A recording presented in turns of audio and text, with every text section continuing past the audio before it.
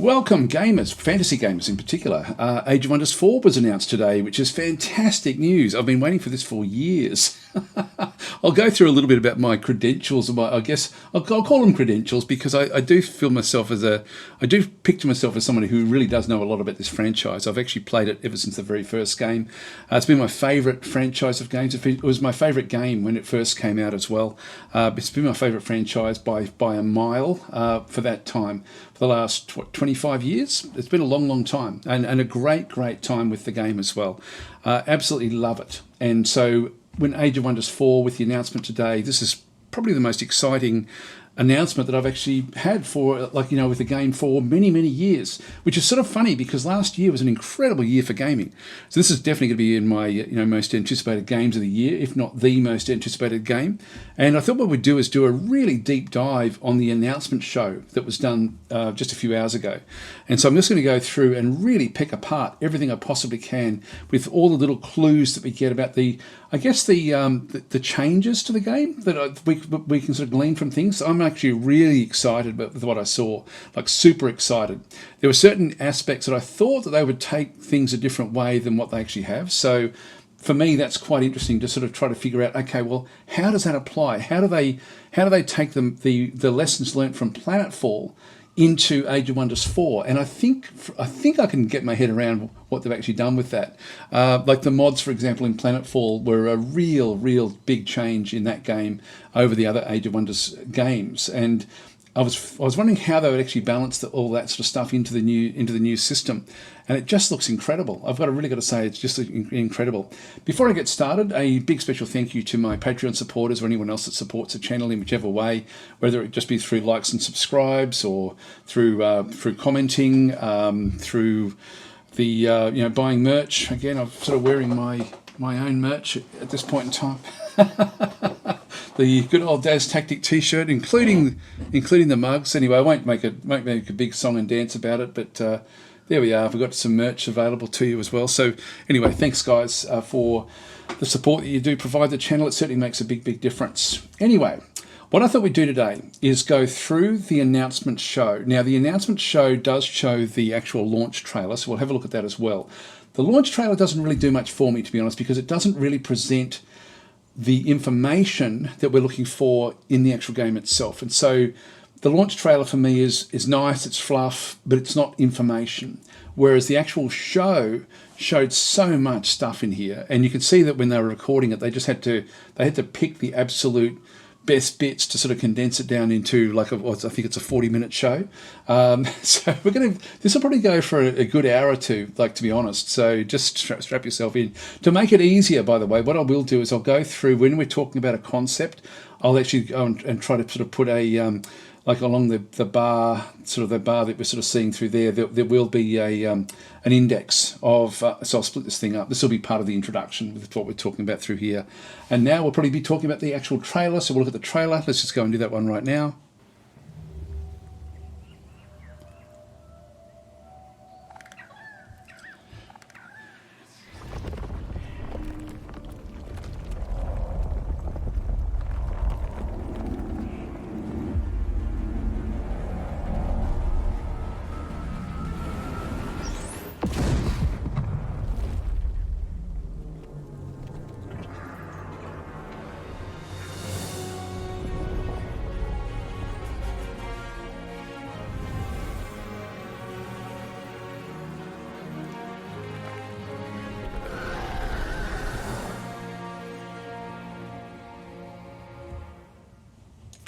All right, so that was the trailer.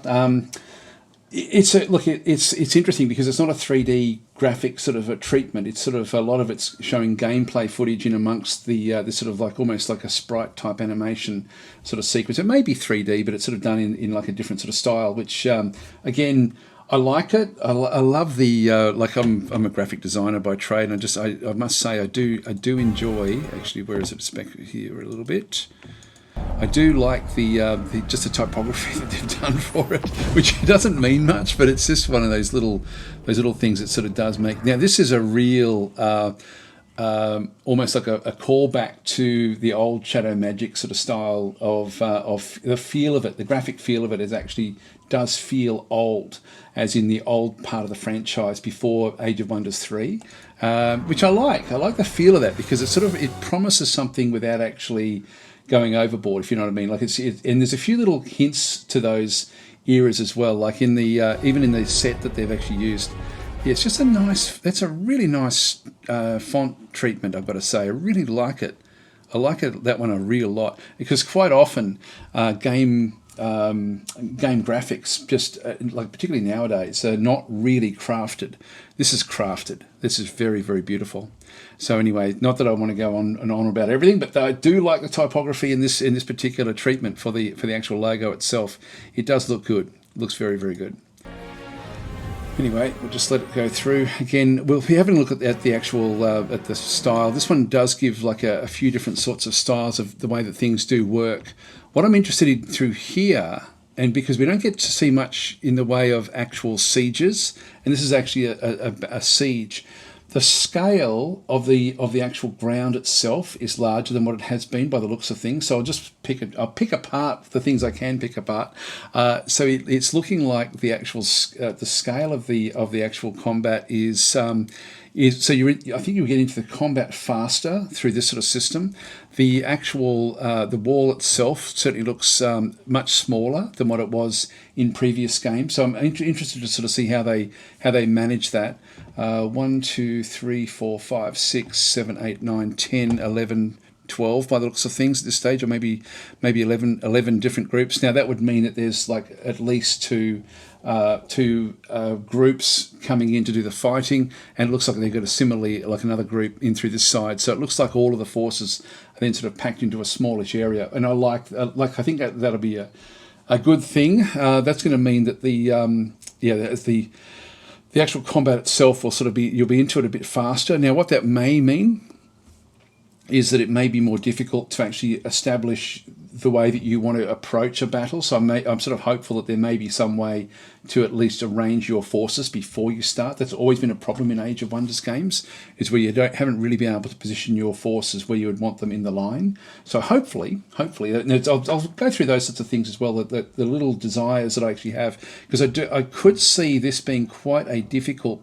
prospect to actually, like particularly if you're into the fight straight away, if you literally, when you're first sort of starting, if you're starting off right there, then that's going to that will mean that your layout will actually be quite important as to sort of how you do that one. But this is looking like there's not really much scale around the other side of this particular area. Other things that I've been looking for, and I'll just so you guys can keep a bit of an eye open for it as well, is flying units. Now, the balance between flying units and melee units in the Age of Wonders games has always been a bit tricky, because essentially what happens with them is in Age of Wonders 1 and 2, flying units were very, very powerful for the simple reason that melee units couldn't reach them. It used to be that you could actually sort of kite your way around a battlefield with just one flying unit. If you could, no matter how big the army was that you were fighting against, you could just kite and survive. And so it's quite easy to literally just win battles that way, which is why when Age of Wonders 3 came out, they changed the mechanics of that so that the flying unit would fly across and then land, so it could fly over things and do different things, but it actually fought on the ground. With Planetfall, they then had a lot more ranged units in the actual game itself, so the flying units could still stay flying, and that seemed to work pretty well with Planetfall. So, but I haven't seen very many flying units in Age of Wonders 4 from the footage that we have actually seen. Like, there's none in this battle at this stage that I can sort of see anywhere. Anyway, let's just let it run forward a little bit. These are all just different sorts of. This will be a node. God, it's beautiful. It is beautiful. This will be a crypt. There we go. I'm so excited about this, guys. So excited. Anyway, we'll just play it forward a little bit. Now they're going to be doing a bit of talking. I'll just pause this until we sort of get into the actual exposition of the game itself. Actually, before we get into it, I'll also introduce the people that are actually going to be sort of going through this one, and also the companies involved. You can see over through here we've got the Paradox logo in behind here as well, and we've also got another logo which is half hidden in through here, Triumph Studios. So I'll talk a little bit about those two different companies as well. I'm guessing that most of you will sort of be aware at least of Paradox, maybe not so much for Triumph Studios. And this is Knorr, who is the Paradox host essentially. So he is part of the Paradox side of the equation. So talking about, actually I'll go through each of the people, then we'll talk a little bit about Paradox and Triumph and sort of what the relationship is that they actually have, or my understanding of that relationship. Right, so this is Lennart, who is part of the Triumph Studio side of things. He is the studio director, really has been, I guess, the person behind all of the Triumph Studio games, whether it be, particularly the Age of Wonder series, right from the very, very start. So he was there, he started it all off. So he's still involved very, very heavily in the actual development of the game. So Lennart will then be doing a lot of the talking through this particular pitch, or not pitch, but this particular exposition. And Geordie is the community developer for, again, Triumph Studios, so sort of heavily involved in the production of Age of Wonders 4. And so he was saying actually in the preamble that they've been working on it since 2019. And so it's got a lot of time already, sort of a lot of cooking time in the oven already sort of happened with the actual game itself, which is very, very exciting. Anyway, that's the individuals that we're going to be sort of hearing talk. Actually, it's a great set, I've got to say, that they've actually sort of put themselves into. They've even got some of the old graphics from, I think this is Age of Wonders 2, from memory, this badger. That does remind me of something, I forget where it was, that I've definitely seen that in one of the graphics, one of the old graphics for the game. Anyway, so Paradox over this side in through here. So Knorr is sort of representing Paradox and sort of asking the questions really of the two guys from Triumph Studios back on this side of the screen.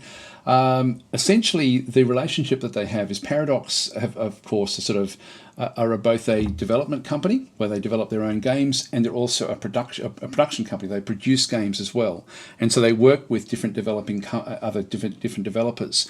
Now, Triumph Studios, when they brought out Planetfall, they actually did that they basically let Paradox do all of the actual production work, like as in the producing of the actual game itself, while they did all the development of the game itself. But they didn't come in as so much of a junior partner. They came in with their own set of criteria as to how that would then work. And so Paradox have got a bit of a reputation for really putting a lot of DLC out there for all of their the games that they actually develop.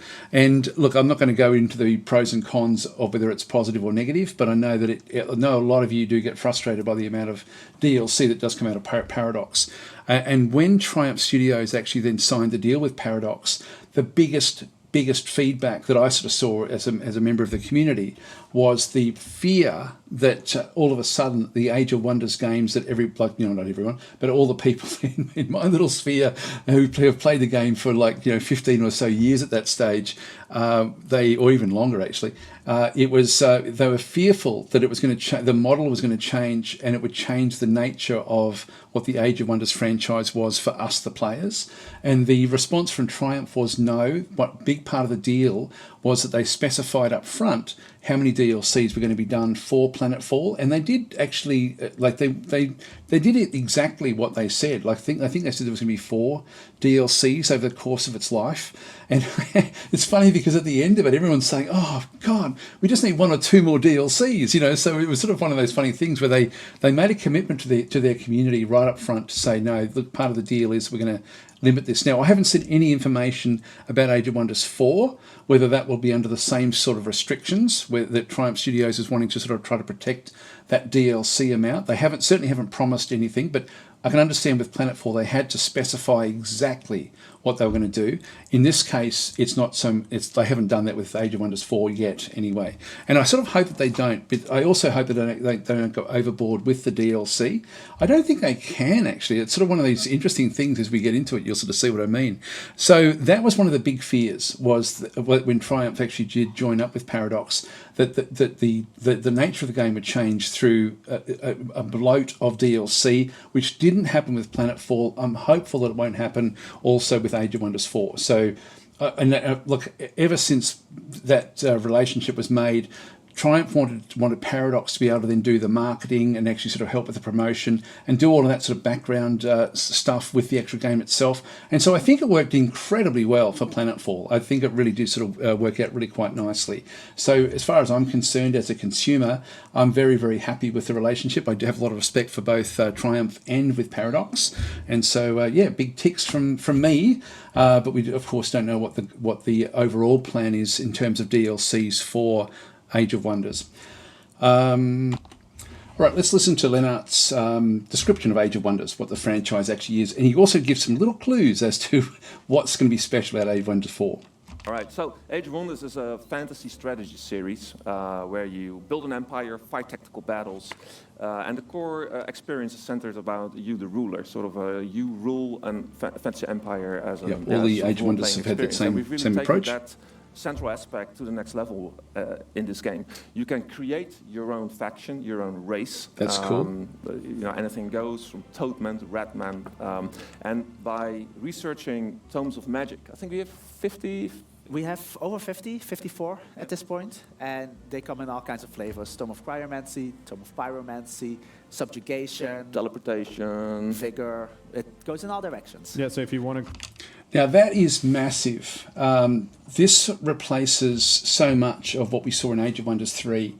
The tomes of magic, and it's not just magic, but it's, from what I can gather, like over 50 different approaches that you can enter to go with your faction. So you've got like a whole range of different sorts of factions. So it's not just like here's a particular faction. Like in Age of Wonders 3, the game was sort of split between the actual factions themselves and then the classes that you would then apply to them, whether it be Dreadnought or something like that. All of that stuff is sort of gone in this one, where you've actually now got the hybrids for all these different races that you can then sort of use. And then you bring the tomes in on top of it to then really, really sort of get exactly what you want. And you'll see when they do this, just how this one works. This is super, super exciting. I had butterflies in my, and sort of chills going up and down my spine when I was watching what they were doing with the actual creation. It's so much more open than it's ever been before, but there's still a lot of the old Age of Wonders stuff in there as well. So anyway, let's just listen a bit more. But that's I can't stress how exciting what they just said it actually is. Where they've got Ratmen, Toadmen, all sorts of different things. There's all these different other sort of factions that now come into play. And then you just tweak what you want. So it reminds me of a game, Small World, which was a board game, but it's also had a computer game version where you would actually have different cards and combine them in and actually create your own unique factions. This is something that we've never seen before in this sort of fantasy game. So very, very exciting for me. Create a race that just wants to get out of here, you focus on teleportation, and then you're done. Yeah, but the key thing is that you don't lock yourself into a pre-made faction to start, but you can actually evolve during play and adapt to all sorts of situations, the type of enemies that you encounter, the terrain that you encounter, the type of victory condition that you pursue. So there's a lot of flexibility and molding as you go, and it's an entirely different experience. And that, again, the combination of what they've been able to sort of do here with having you've got to still get your base faction, so you start with your base faction, but then you just add all these little building blocks on top of it to craft what you want out of your actual faction. Now, I was wondering actually with how they would actually get the modding side of things into this game, like that Planetfall had. Now, the mods in Planetfall was that every single unit in Planetfall, you could actually attach different mods to them, and the heroes as well. You'd attach different mods. Now, my understanding of what I've seen with this is that is largely not really applied in this game. It's more these tomes that you then sort of acquire for your whole faction is a big building block as to sort of how things sort of switch around. In combination with applying and attaching spell crafting to different units as well. So you've still got that same sort of very, very personalised feel, much more so than Planetfall from what I can gather, just through the whole system. And what Lennart was sort of saying there as well is that it really does sort of, like, depending on what you find in the world, you can start to switch the way that you actually sort of then take your race and your faction forward, which is super, super exciting. This is really, like, for me, like, so somebody who likes procedurally generated strategy games, this is big. This is really, really big because it means that you have to think on as you go. You can actually sort of tweak as you go and make sense of your own faction depending on the environment that you find. And as I say, this is super, super exciting. As I'm sure everyone can tell, we could sit here and talk about this for hours, but we're actually going to do something a lot better. I'm going to talk about it for hours. Sit here and show you Age of Wonders 4. So how about we jump into the game, and I'll let you guys tell us what we're seeing. All right, let's go. I have been told that this is the Mage Haven. Leonard, what's the Mage Haven? Mage Haven is the title screen. It's Okay, the, yeah, thanks.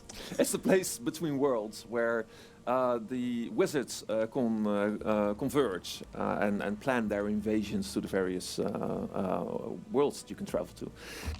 I like that backstory as well. Like the Mage Haven, essentially, it's the portal between worlds where the wizards meet. And you'll see when he gets into it, like they use this to, I guess, give a lot of flavour right from the very, very start. You're not just coming into a world, you're actually coming from this plane of existence into the world to then sort of have your battles on that particular, on the other plane of existence. But from here we are going to create a new game. So you can choose one of the story realms. Should hover over some of these. There we go. So what we've got here, this is actually really, really interesting as well, because the worlds themselves, so this is they've got like different sorts of tier 1, tier 2, etc., etc. So the worlds themselves are now crafted a little bit like the planets were in Planetfall, and where they've got themes for the planes of existence, which again opens things up dramatically with what actually does happen. In Age of Wonders 3, you basically set up how you wanted your world to be created, and that's what was created. You had different things like whether it be sort of like a more of a land type thing, or a continents or islands, that sort of stuff. Sort of standard stuff that you had in different games. But now we have a whole other set of stuff, which sort of, again, I think the lessons from Planetfall are being applied in very, very interesting ways in the world creation here. And so if we have a look at this, where it's sort of saying the Crystal Dunes, a tier 1 realm, it's the Astral Deserts, okay? So a realm that long ago lost most of its water, plagued by sandstorms, yet blessed with plentiful mana-retaining crystals. Now, these are presets that you actually have in through here, but you'll be able to create your own. You can see it's got official and custom, and so you set your own world building parameters up and then use them, or use theirs. It's still going to be a random map. It's not an actual map from what I can gather. It's just how the world is going to be constructed. And you'll see when they get in there, there's different aspects to that world creation where you've got the themes that now come into it, not the actual topography. And so you've got like barren oceans, which will be topographical, crystalline abundance, this will be like an actual theme or an aspect of the world. Magical origins will probably have something where it impacts the types of creatures that are there. So this will be sort of more about the resources, this will be more about the topography, and then a desert realm back in through here. And I'm not sure what that would actually end up being, but these are aspects. And if we can have a look back at some of the others, we'll just see if they hover anywhere else. When they go into create realm, this is actually how you then go and make those aspects collide in. I thought I'd actually show that little bit first about the Crystal Dunes, just so you've got a bit of a feel for how that world was crafted before they actually craft their world. So let's go in. So we've got the realm traits. Now you can see there we've got standard type sort of fare in through here, world size, number of players, the difficulty, and then the turn system. So just sort of simple sort of stuff in that regard. And then do that. New stuff. Now in through here we actually have different aspects we can then sort of put on, the different sorts of traits that can be added to the world itself. And so back in through here we've just got the realm settings. Yeah, so there's lots of things you can customize. Of course, the number of players, the size. So the climate trait. So a climate trait description goes in here. So essentially when you click on those, I don't know if you'll do it. But you can also add... There we go. And so these are the different climate traits. And so desert realm, there we go. So we've got deserts, endless fields, forming realm, frozen realm, highlands, overgrown realm, scorched climate.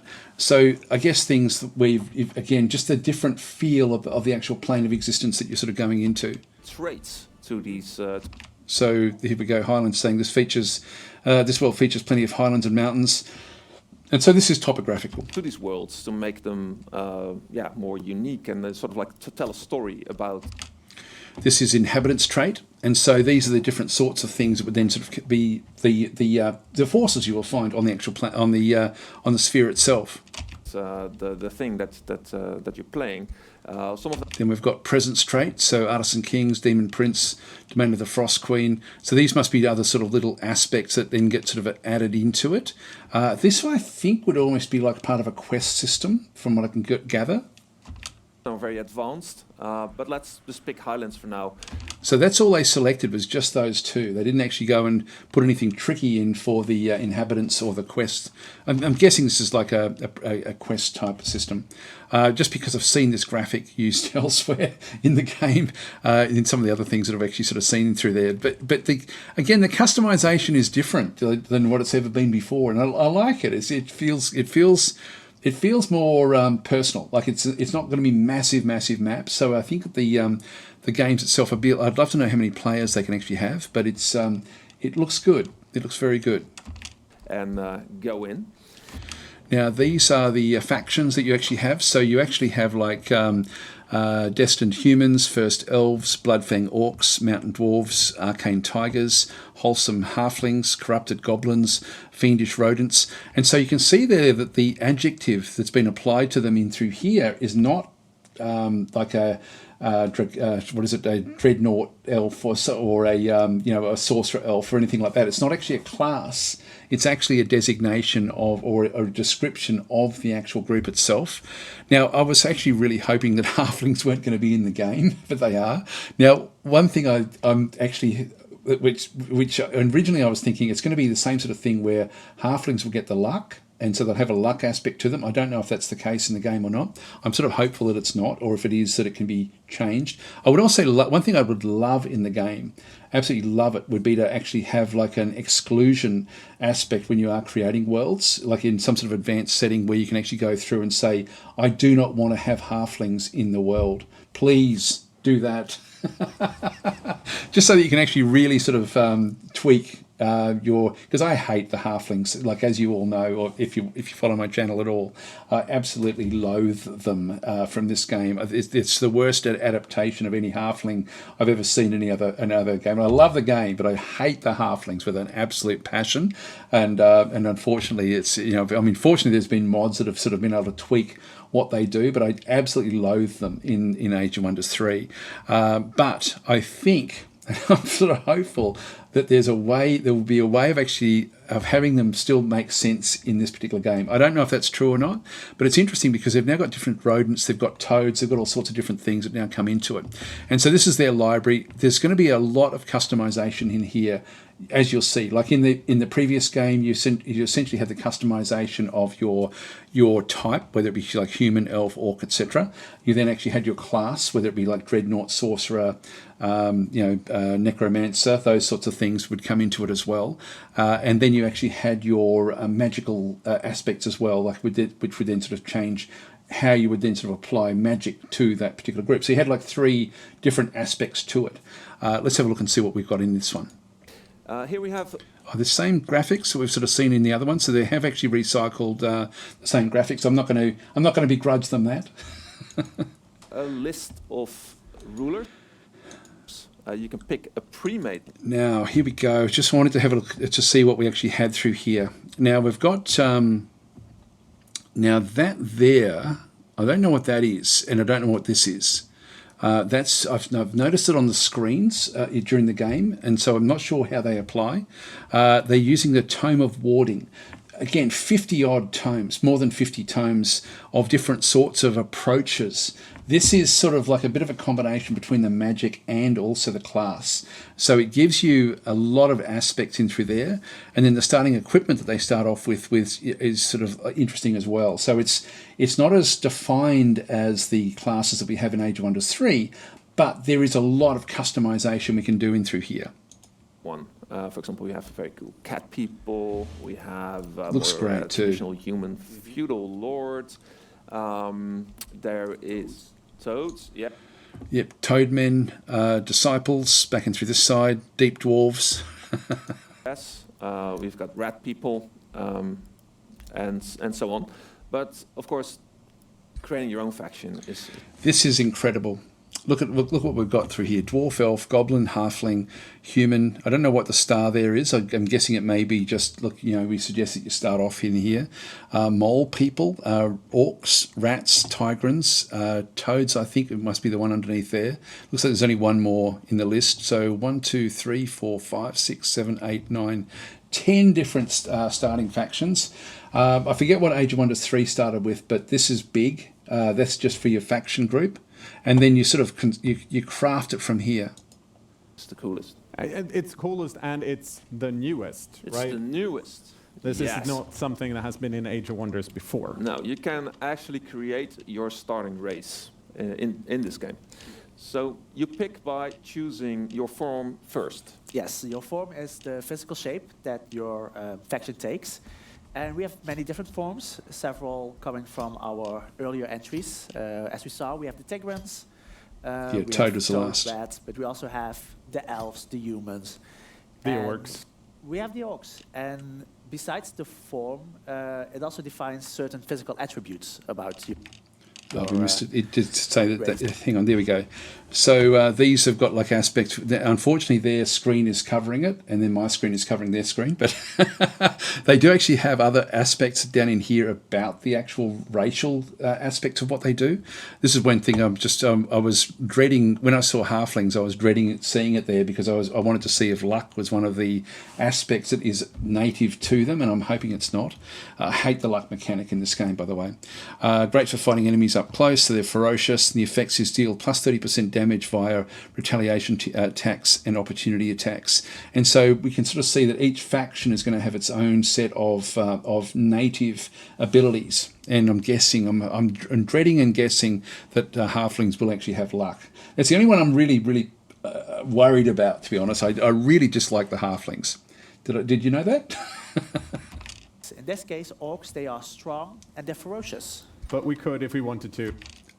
Look at this, look at this, look at this. So we can actually go through the different sorts of traits. Now there's two different traits that we can see through there.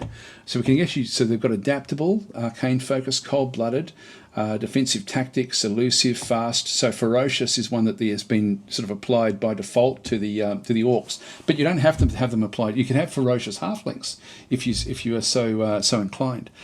Sneaky, tenacious, Arctic, desert. You know, I'm not seeing luck there. It doesn't mean that it's not. It may be part of this one up through this side.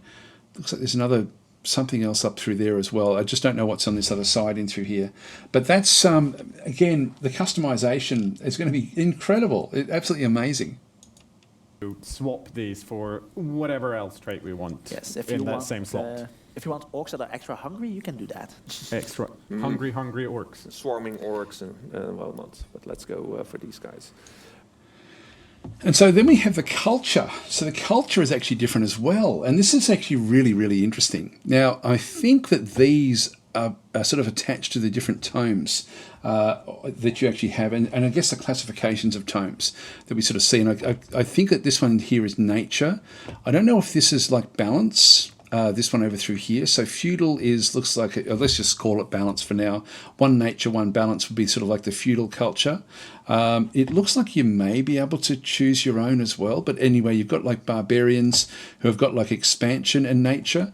Industrious, this must be, I don't know what that is. Maybe it's sort of like, maybe it's more industry or mining tome or something along those lines. High is going to be... yeah, maybe that's order, like that may be order as well. So, you know, high order rather than chaos. This one here is going to be more magical. This one here is probably sort of more evil. It could be good. It could be good or order. I'm not sure how that would actually then work. It's all exciting, though. It's all exciting. Right. So next step is culture. Culture defines their starting unit. So when we see the actual, this is the orc group. With the different classes that they actually have, the native classes. The native combat types. Starting buildings and the starting city. It's really their origin. So how do you find them when they are just crawling around their place? Okay, I went back and got it. So high, if they're considered to be like a high class of that particular group. A highly developed society whose members strive for harmony. Okay, there must be harmony, I guess, when it's sort of going through there. When threatened, however, they wield their guiding light as a weapon. So structures have city stability and knowledge income. Units are strengthened with Awakened and reveal their hidden potential. They've got +10 good alignment, I'm imagining, and so they've got like an alignment agenda. Now this is really, really interesting for me, because what they had to do in Age of Wonders 3 is actually drop the alignment aspect that they had built in Age of Wonders 1 and 2. And so in Age of Wonders 2, for example, it was very important, if you were playing as a good faction or a good race, that you had to basically make sure that you really only dealt with other good races. And I love that, actually. I love that aspect. When they actually brought out Age of Wonders 3, I was actually a bit worried that they had dropped the whole aspect of good and evil, the alignments. And so it looks like they're sort of finding a way to bring that one back in to make it actually more interesting and more where you can embrace it more, which I think is fantastic. I'm so excited about this game. It's just so much in there. Or you're just crawling around their place before you invade as your Wizard King. Yep. So we can have feudal orcs. We can. We missed the barbarian. There we go. The things I do for you people to get these screens just stopped right on the thing. So, people who thrive on war and aggression, they value strength and prefer to charge head on into bloody battles. So structures with food and draft income. So they actually start off with extra structures there. Melee units have primal strike, dealing extra damage on their first strike in combat, and ritual of alacrity. So I'm not sure what that would actually then be, but again, you can see that there's a degree of intricacy now in the game it hasn't had before in all sorts of different ways. Now, structures have always referred to not cities but things outside, and so if you start with this one, you must actually have a structure, two structures that start next to you. One is going to be like a farm, and one is going to be some sort of like an aspect where you can actually sort of get like a different type of unit from there. Really cool stuff again, really, really cool stuff. So I'm liking what I see here. Feudal orcs, we can have barbarian orcs, industrious orcs, mystic orcs. But as see how the orcs are changing every time he clicks on anything as well. Like, so you're getting like a different classification of different types of units depending on the actual culture. This is where the DLC will come in, I'm sure of it. Like the DLC could actually flesh these things out. One thing we're not really sort of seeing through here that I can see anyway is Necromancer. So there may be sort of things like where they could certainly add more cultures. Now, it's looking like every time they add a culture, they then have to go through every single style of unit and actually build a whole different model of unit for that particular culture. So a lot of work to bring in a culture. We are going a bit tropey. We're going to use barbarians for now. Barbarian orcs, classic. Yeah, industrial orcs work really well. Now we go even deeper. We've now got society traits.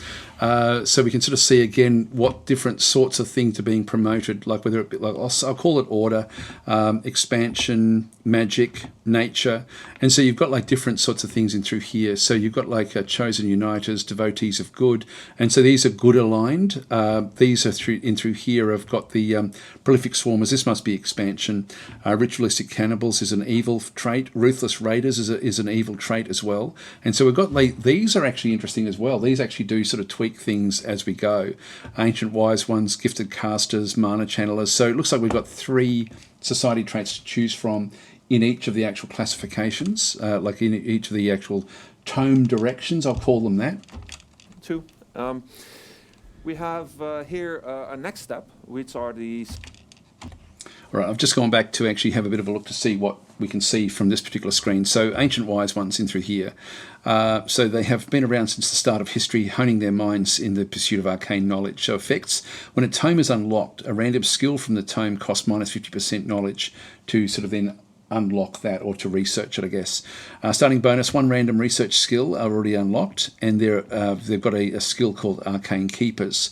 Incompatible society traits, so gifted casters. So they've got to be, you can't combine it with some of the others. Again, I can see this being fleshed out as well in all sorts of different ways. And this wouldn't have a big impact, I don't think, on the actual look of the units. So I think whereas culture is going to change the actual style of units that they're actually building, I think that the society traits would not actually change the graphics, just the way that it's played. So in terms of thinking about future DLC, yep, I can see this being a big part of that. Ruthless Raiders, yep, so they murder without remorse, more interested in loot and plunder than right or wrong. The nearest city owned gains, this may be chaos or evil, I'm not sure if it's whichever one it actually is. The nearest city owned gains +2 food and +2 draft per tier of units killed after successful combat. And so you've got -10 like alignment essentially. Starting bonus, get 2 random hero items, and battlefield looting is a skill that you would then sort of start with. And then you've got incompatible traits down through there. We have Devotees of good. They share pure intentions, compassion, and unerring devotion to the cause of good. Yeah, so it is good and evil. It's not actually chaos and order. Although I'm thinking that this little symbol here was possibly order. Anyway, we won't know until we get the game, I guess. Effects, we've got +5 mana and +5 city stability per level of good alignment. Support units have +1 rank and +10 good alignment. Starting bonus, start with an extra support unit and justified wars. So that would actually allow you to go into wars and have a justification for them, I guess. Almost like a casus belli to get around the aspect that you are trying to be a good player. Again, God, this is just a multiplier on top of a multiplier on top of a multiplier that we've never seen before in this game. Really, I can't think of any other fantasy strategy game that does this. Any other game, to be honest. This is looking very, very cool.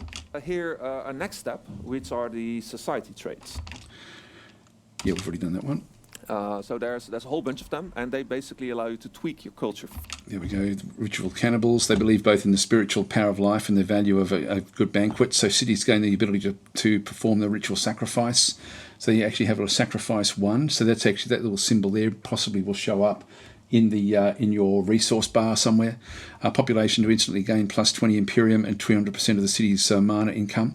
Units gain the corpse eating ability, which probably will give them health back, so they can actually have health during fights. And then we've got alignment. Again, starting bonus, war slaves. There we are. Further by adding additional ones. Now, Jordi, I noticed on the previous page and on this page as well that all of these picks have icons, affinity icons, on the side. Can you talk a bit about what they are? Yes, so like you said, they are the affinities. These are cosmic forces that basically define how your empire further evolves. I've seen a screenshot of it on this one, and I'll show you this after we actually have a look at this video. So affinities. Affinity is what they're actually calling them. Interesting. I thought they were the tomes, actually. So that explains a little bit about what we'll see a bit later on. Ties into the empire development, but it also makes it easy to spot when you meet up. Here we go. So we can't use the runesmiths in this instance. Fabled hunters for nature, natural farmers, great builders, back in 3 year wonder builders. So this would be much more like your dwarven sort of style. Ruler. Devious watchers, this is your evil stuff. Powerful evokers. So we're not seeing necromancers, but we are seeing dark elf type stuff. Another faction, because it kind of tells you what you can expect from these opponents. So what are we picking tonight? We're picking Ruthless. Something ruthless. Ruthless Raiders. Yeah. So this affects a part of the economy, like they loot from the battlefield, food and draft. So basically, you can see that they scavenge as they go across the place. So highly mobile race. It's a good match for this trait. It will also affect their alignment, and we can also pick ritual cannibals, which allows them to eat enemies and themselves. Yeah. So we're ritual cannibals. That's and cool. We're ruthless raiders, or rather, our people are. That is cool. So you've got trait points as well. Oh, this is what the point number is in through this side. So you've got you can actually sort of add them up. I think we must have started with 2. Because we can of course uplift them. Yes, this is true. During play, this is how we start. Right? This is how we start.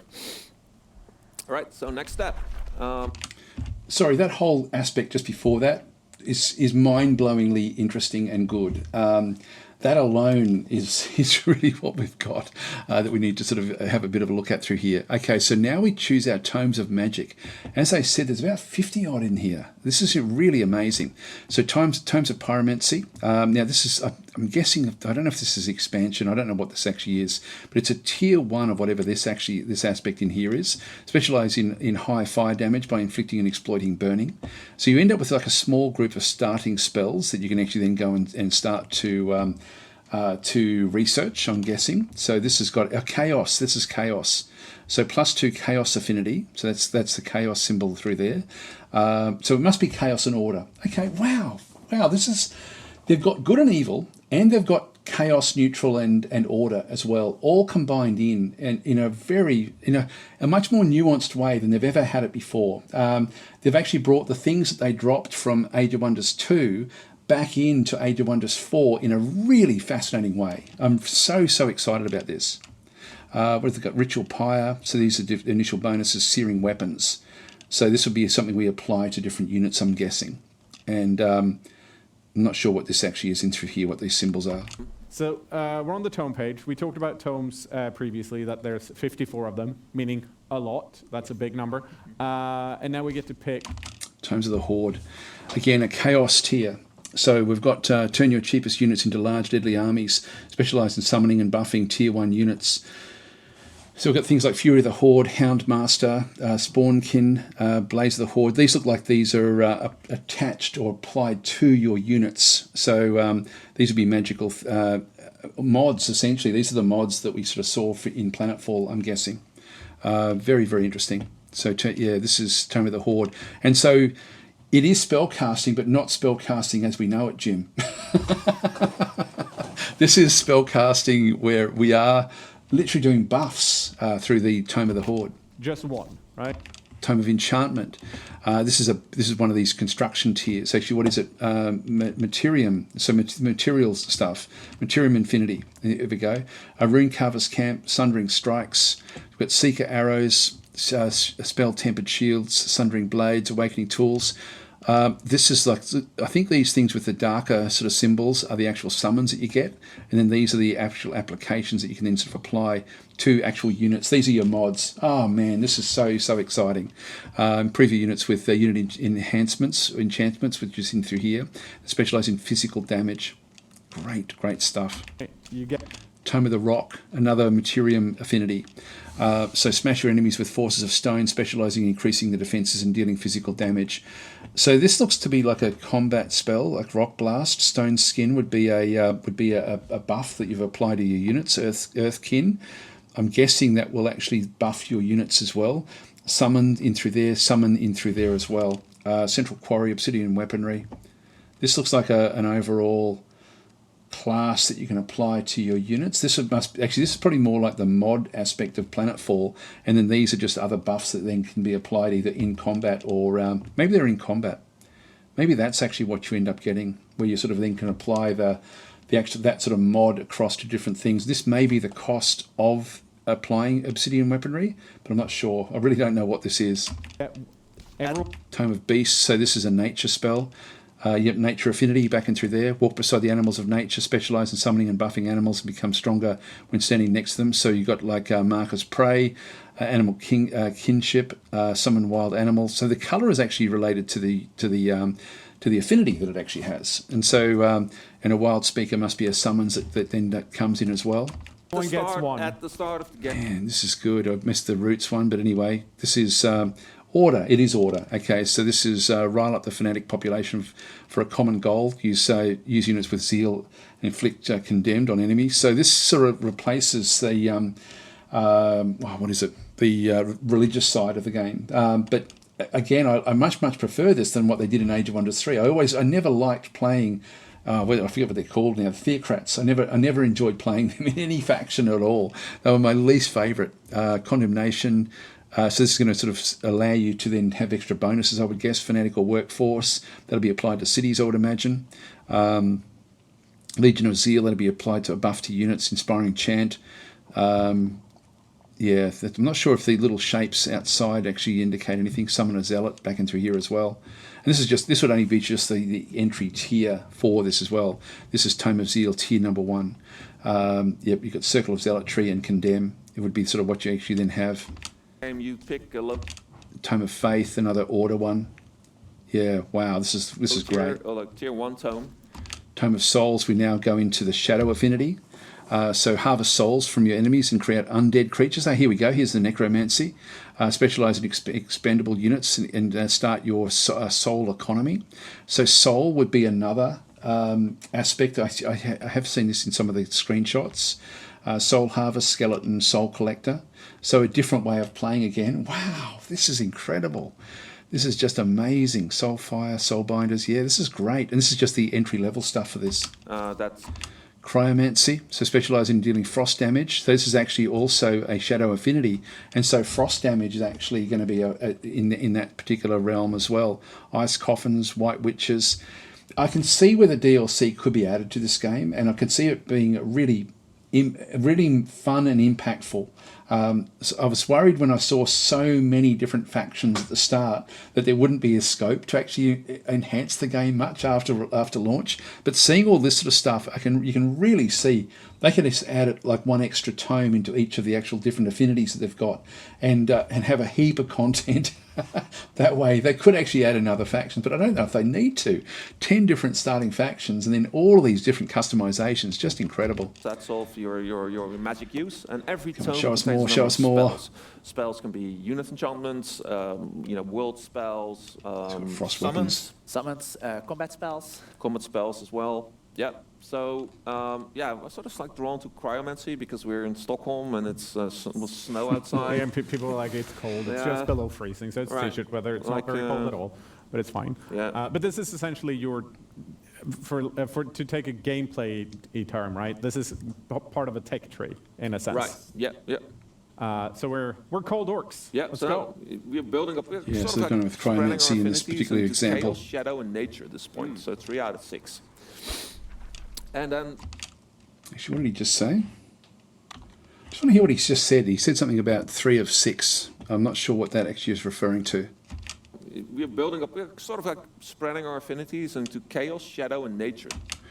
So he's spreading it into Chaos, Nature, and Shadow, so essentially with the affinities that we've already got. Now that's coming through the faction, the class, the society traits, and now the tomes as well. At this point, so 3 out of 6.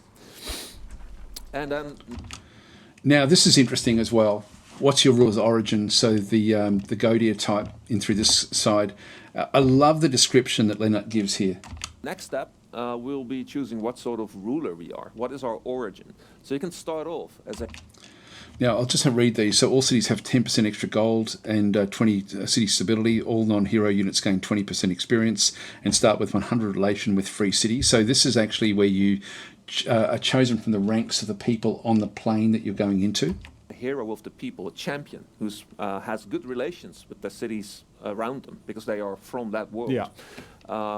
They have more experience and they have some economic bonuses. Or we can...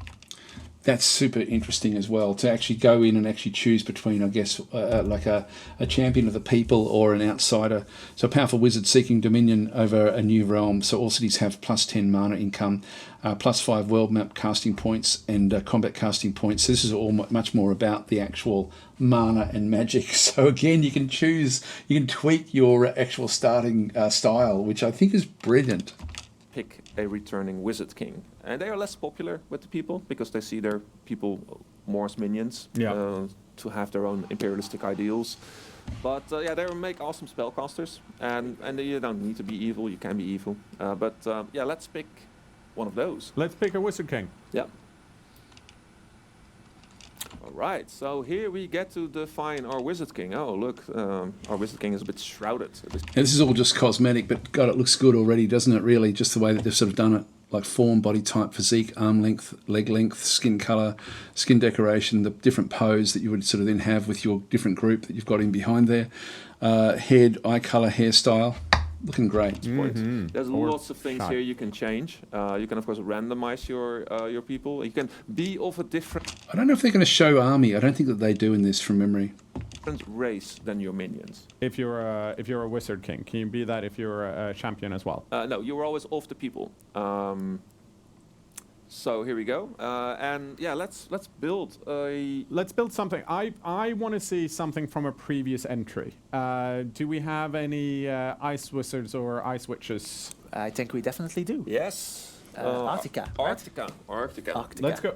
Let's build Arctica, All right. So the North Star. yeah, we have like a huge amount of sliders to change the outfits. We have. Let's maybe start off with this big helmet this because is that sort of big. obscures her. Oh well, look, broken helmet. That looks scary. Well, look, Right. and Arctica is so lovely generally. It's Yeah. not at all scary. Yeah, so we got lots of outfits. Maybe this is a bit cold. No, it's fine. But this is just the cosmetic and the look of our leader, right? It doesn't Yeah. actually affect any game. There's God, no looks gameplay beautiful, doesn't it? implications of what we're picking on Well, these you slides. can choose your starting weapon, which affects the look a little bit, but of course you're very quick you're able to switch this out and evolve your personal skills, your personal fighting skills of your ruler quickly during the game. And I think we're going to be stuck here forever. So let's just assume that we have a save of Arctica available so that we can keep on going. Because otherwise, Leonard, you wouldn't leave. I wish I could see more than spring. like the pacing. They're keeping it going pretty And the fast, but faction that it's we've cool. created is the starting point, right? But you guys have been talking a bit about tomes, about evolution of the faction and your leader as the game progresses. Can you talk a bit more about that? Yeah, correct. So the thing is, with an empire builder 4X game set in a fantasy setting, there's always this notion of faction being a bit static. So what we did with this game is looked into ways of how to evolve that faction further. So maybe you see it as in like a sci-fi game. So you keep on adding tomes as you play that develop your people, so you can actually transform them physically, affecting their combat abilities, the type of buildings that you can build in your domains, the type of spell that you use in battle or on the world map. So it's really about agency. We have a new event system where it reacts to the choices that you make. So if you are an evil player, you might get different events than when you're a good player. And these events can come from your own population, from independent cities, or from encounters on the map. And these all tie various systems together. For example, diplomacies, heroes, relations with the various people on the map, to craft a personal narrative. Once again, I'm going to have to stop you. That's amazing. Again, like the whole approach, the design philosophy to actually go in with a way of trying to sort of promote, like what you call it, like almost like a story builder type aspect to it as well. Just with you being able to then change the tomes that you take, so you don't start off as a like in Age of Wonders 3 and before that, you would have to sort of choose your 3 different magical abilities. As you go through the game, you just keep on adding more and more tomes to it as you go. So we just got something that's just arrived, so the dogs may start barking in a second. But that whole aspect of the of just the combination and actually being able to evolve as you play, rather than actually having to have a plan of attack before you go in, is really, really fascinating. Because I feel like whenever I ask something, we can talk about it for ages and There's the ages dogs. and ages of wonder.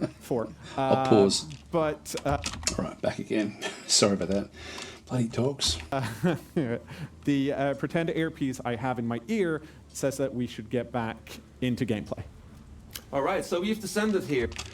Now, one thing we can sort of see through here, which I'm sort of interested in, I was trying to figure out how they're going to bring in the planetfall. What are they called? The provinces, essentially. To sort of, and I was thinking that would actually I thought this was going to be an Age of Wonders 4 built off the planetfall model, but it's actually not. It's sort of half is to a degree, but the actual areas that we sort of see actually, like this is like a province in through this side, this would be another province in through this side. So it's made up of much smaller footprints across the thing, and each one of them actually has got some sort of feature about them, from what I can gather, which is interesting. But I didn't notice it on my first view through. Here on this town, in this nice-looking highlands landscape, you can now like rotate across the map, zoom in really So close. hilly. Yeah. Now, one thing we can sort of look at through here, let's have a look and see what we've actually got. God, I wish that this would disappear. I won't be able to use the... it's going to stay there the whole time, unfortunately. So we're looking at, in the middle of the map, under where it's got Age of Wonders 4 announcement show and gameplay reveal, there's actually some resources there that I would like to actually have a look at, but I can't actually see them. In the middle, we've got gold, mana, and spellcasting points. On the right-hand side, we've got the affinities. Okay, so there's the different affinities: Chaos, Shadow, and Nature. Underneath that, we've got the mini-map. Now, the mini-map has got an up and down arrow, so we do have an underground, and we don't have any more than that, which is good. I was sort of hopeful that we weren't going to end up with a Shadow Realm, and so I felt that was actually a big problem with Age of Wonders 2, actually having the Shadow Realm. It wasn't necessary, and so I'm glad that they haven't gone back that way. I was sort of a bit fearful that we may end up with that as well, but we actually don't have that. We've got a plus and minus, so we can sort of zoom in and out. I'm not sure what the little map symbol, like almost the upside down teardrop that we sort of see on the mini map. Actually, I can show this because this one won't go away. So there's stuff underneath here that we can't see. Backing through here, this looks like spell casting. This looks to be the quest type system that we sort of saw back at the start, which I don't think they actually started with this one in there. So it's not actually active. I don't know if it is active in anything else that we get to see. Diplomacy, quests, armies, what would that be? Income or something? I'm not sure. Cities, there's armies there. This might be heroes. Heroes, armies, yeah, okay. So we've got different sort of aspects about what they do. Maybe it's the heroes that get the buffs that we sort of saw back when we were sort of looking at the various traits you could actually have with your different forces in through there. So we've got like this is a feature in through here where there is actually a group that's sort of attached to this particular structure. So we've got structures in through there, farming structures out through this other side. Here's your sort of list of things that you need to then go and do. So you've got like sort of orders required for your army, research, and then building. Back in through here, same sort of thing as Age of Wonders 3. You've got the information about the game. That may be the events list again, I think, from memory. That's end turn. This is your overall, whether you're good or evil. This is cool. Actually, I like this. I like that they've gone back to order and chaos and good and evil as well, like as a bit of a combination. And this is going to be your spell casting back in through this side as well, or research or spell casting. That might be research there. I'm not sure actually how this one works. I think that's spell casting in through that aspect through there. Anyway, that's interesting. And of course, I can zoom in all the way. Now up the top, yeah, we've got spell research at the start. It's north of 30 with something up there. We have our starting city. One of something and one of 3 cities. Cannibal Orc Town. We've named them Cannibal Orcs. Here we have, for example, some cool-looking war shaman who's got corpse eating. Yes. We picked that. Yep, we picked that. And let's go look around. What do we have around us? We have some nodes which are protected by some independent guards. We have some nodes that are just ready for the taking. Our city will grow from this point on. But let's go out, venture forth, and clear out this small group of lesser stone spirits. Whenever you go into battle, you get a quick preview. You can choose to fight manually or automatic, as this is going to be quite an inconsequential fight. I'll just go and pick their loot. Let's auto-combat until I think we find something. These people might have, these creatures might have joined me from the Astral Sea to this location. We did it. Yeah, you can retry again. That's great. So this is some extra loot that we got from destroying those enemies. As we are raiders, we're ruthless raiders, and we got some a pickup. Yep. We got gold, and indeed from the Ruthless Raiders, we got the food and the draft. Exactly. Yeah. So from this point on, we can decide to.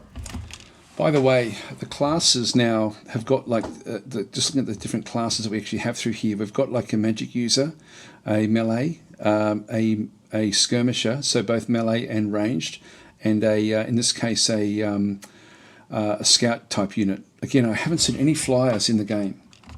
Which doesn't bother me. And I see something glimmering over there. In the distance, yeah. Let's move these guys over here. These are.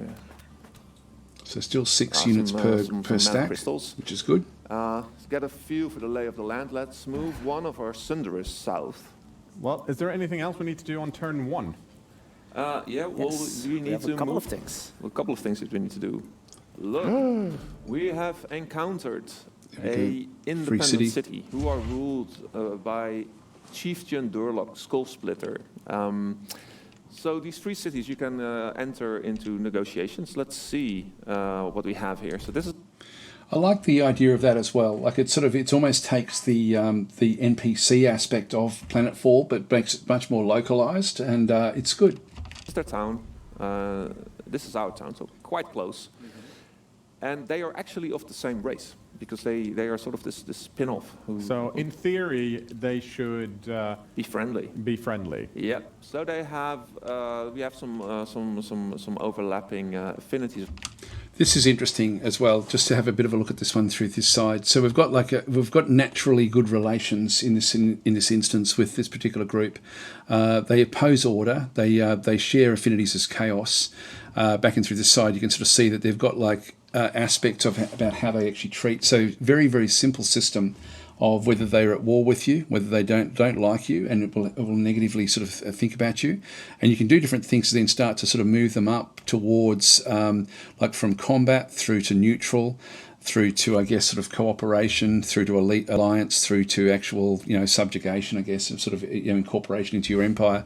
So there's a whole range of different things that you then you can actually impact through events or through your own actions, essentially, sort of to make them sort of come on board.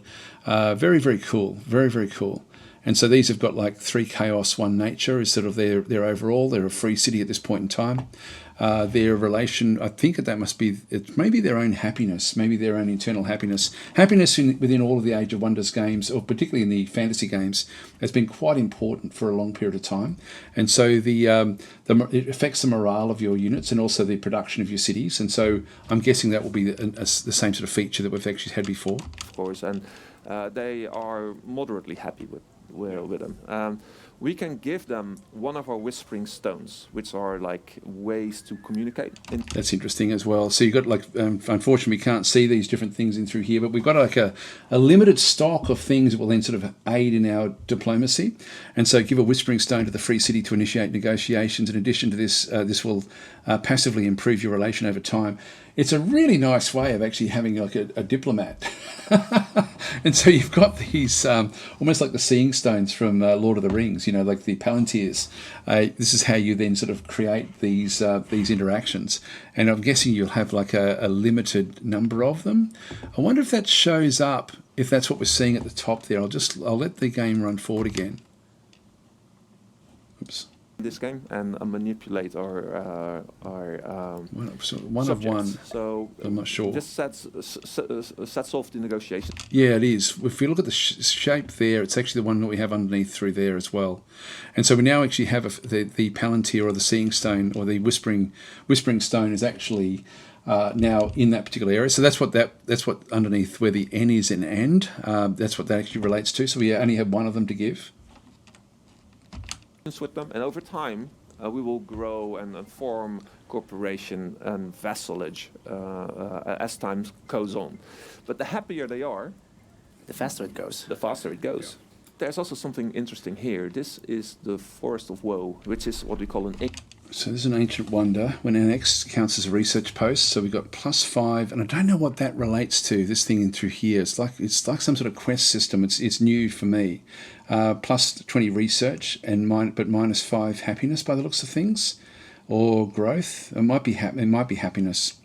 +5 fortification health per quarry in the city domain. Can be set as a unit deploy location. Adds the Brewer Ogre and Butcher Ogre units to the rally of lieges. This structure can only be entered and fought in a one army led by a hero. There we go. It's occupied at this point in time. Yeah, cool. Wonder. These sites, they contain, loot, adventures, but we'll move into that direction to see what it holds, what it has in store for us. So we've moved our troops. One of the first things that we'll do is set arcane research. Yes. So we have 3 skills that we can pick from. And you can see that the Whispering Stones now we've got 0 of 1. These are from the Cryomancy, the Lesser Snow Spirit, the Blizzard, but also from our culture we have the Warrior Mark. And of course what we pick will get researched over the next few turns. Yeah, so we can see the turn counter below is how many turns it's going to take. Yes. Yeah, and if you don't like this outcome, we can shuffle and we can. They will. I love that tome library they've got. A new hand, but let's go for The Snow Spirit. the Snow Spirit. All right. And we have some productions to set. So we have 2 queues in the game, one for our buildings and one for our units. That's interesting. The game has always had a building queue and one queue essentially for buildings and for units. They've now split them off into 2 different sections.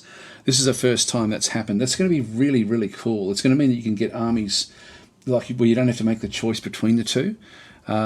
So you're building different sort of structures in through there. That's really, really cool, actually, I've got to say. I guess it's still going to come down to what you actually then have. But again, I'd love to see what's going on with all this stuff.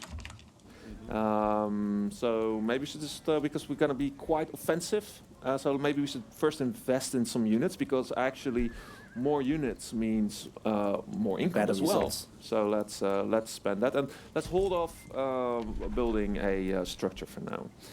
And that ends turn No, 1. I think we still have a spell that we can cast. All right, yeah, let's start casting right away.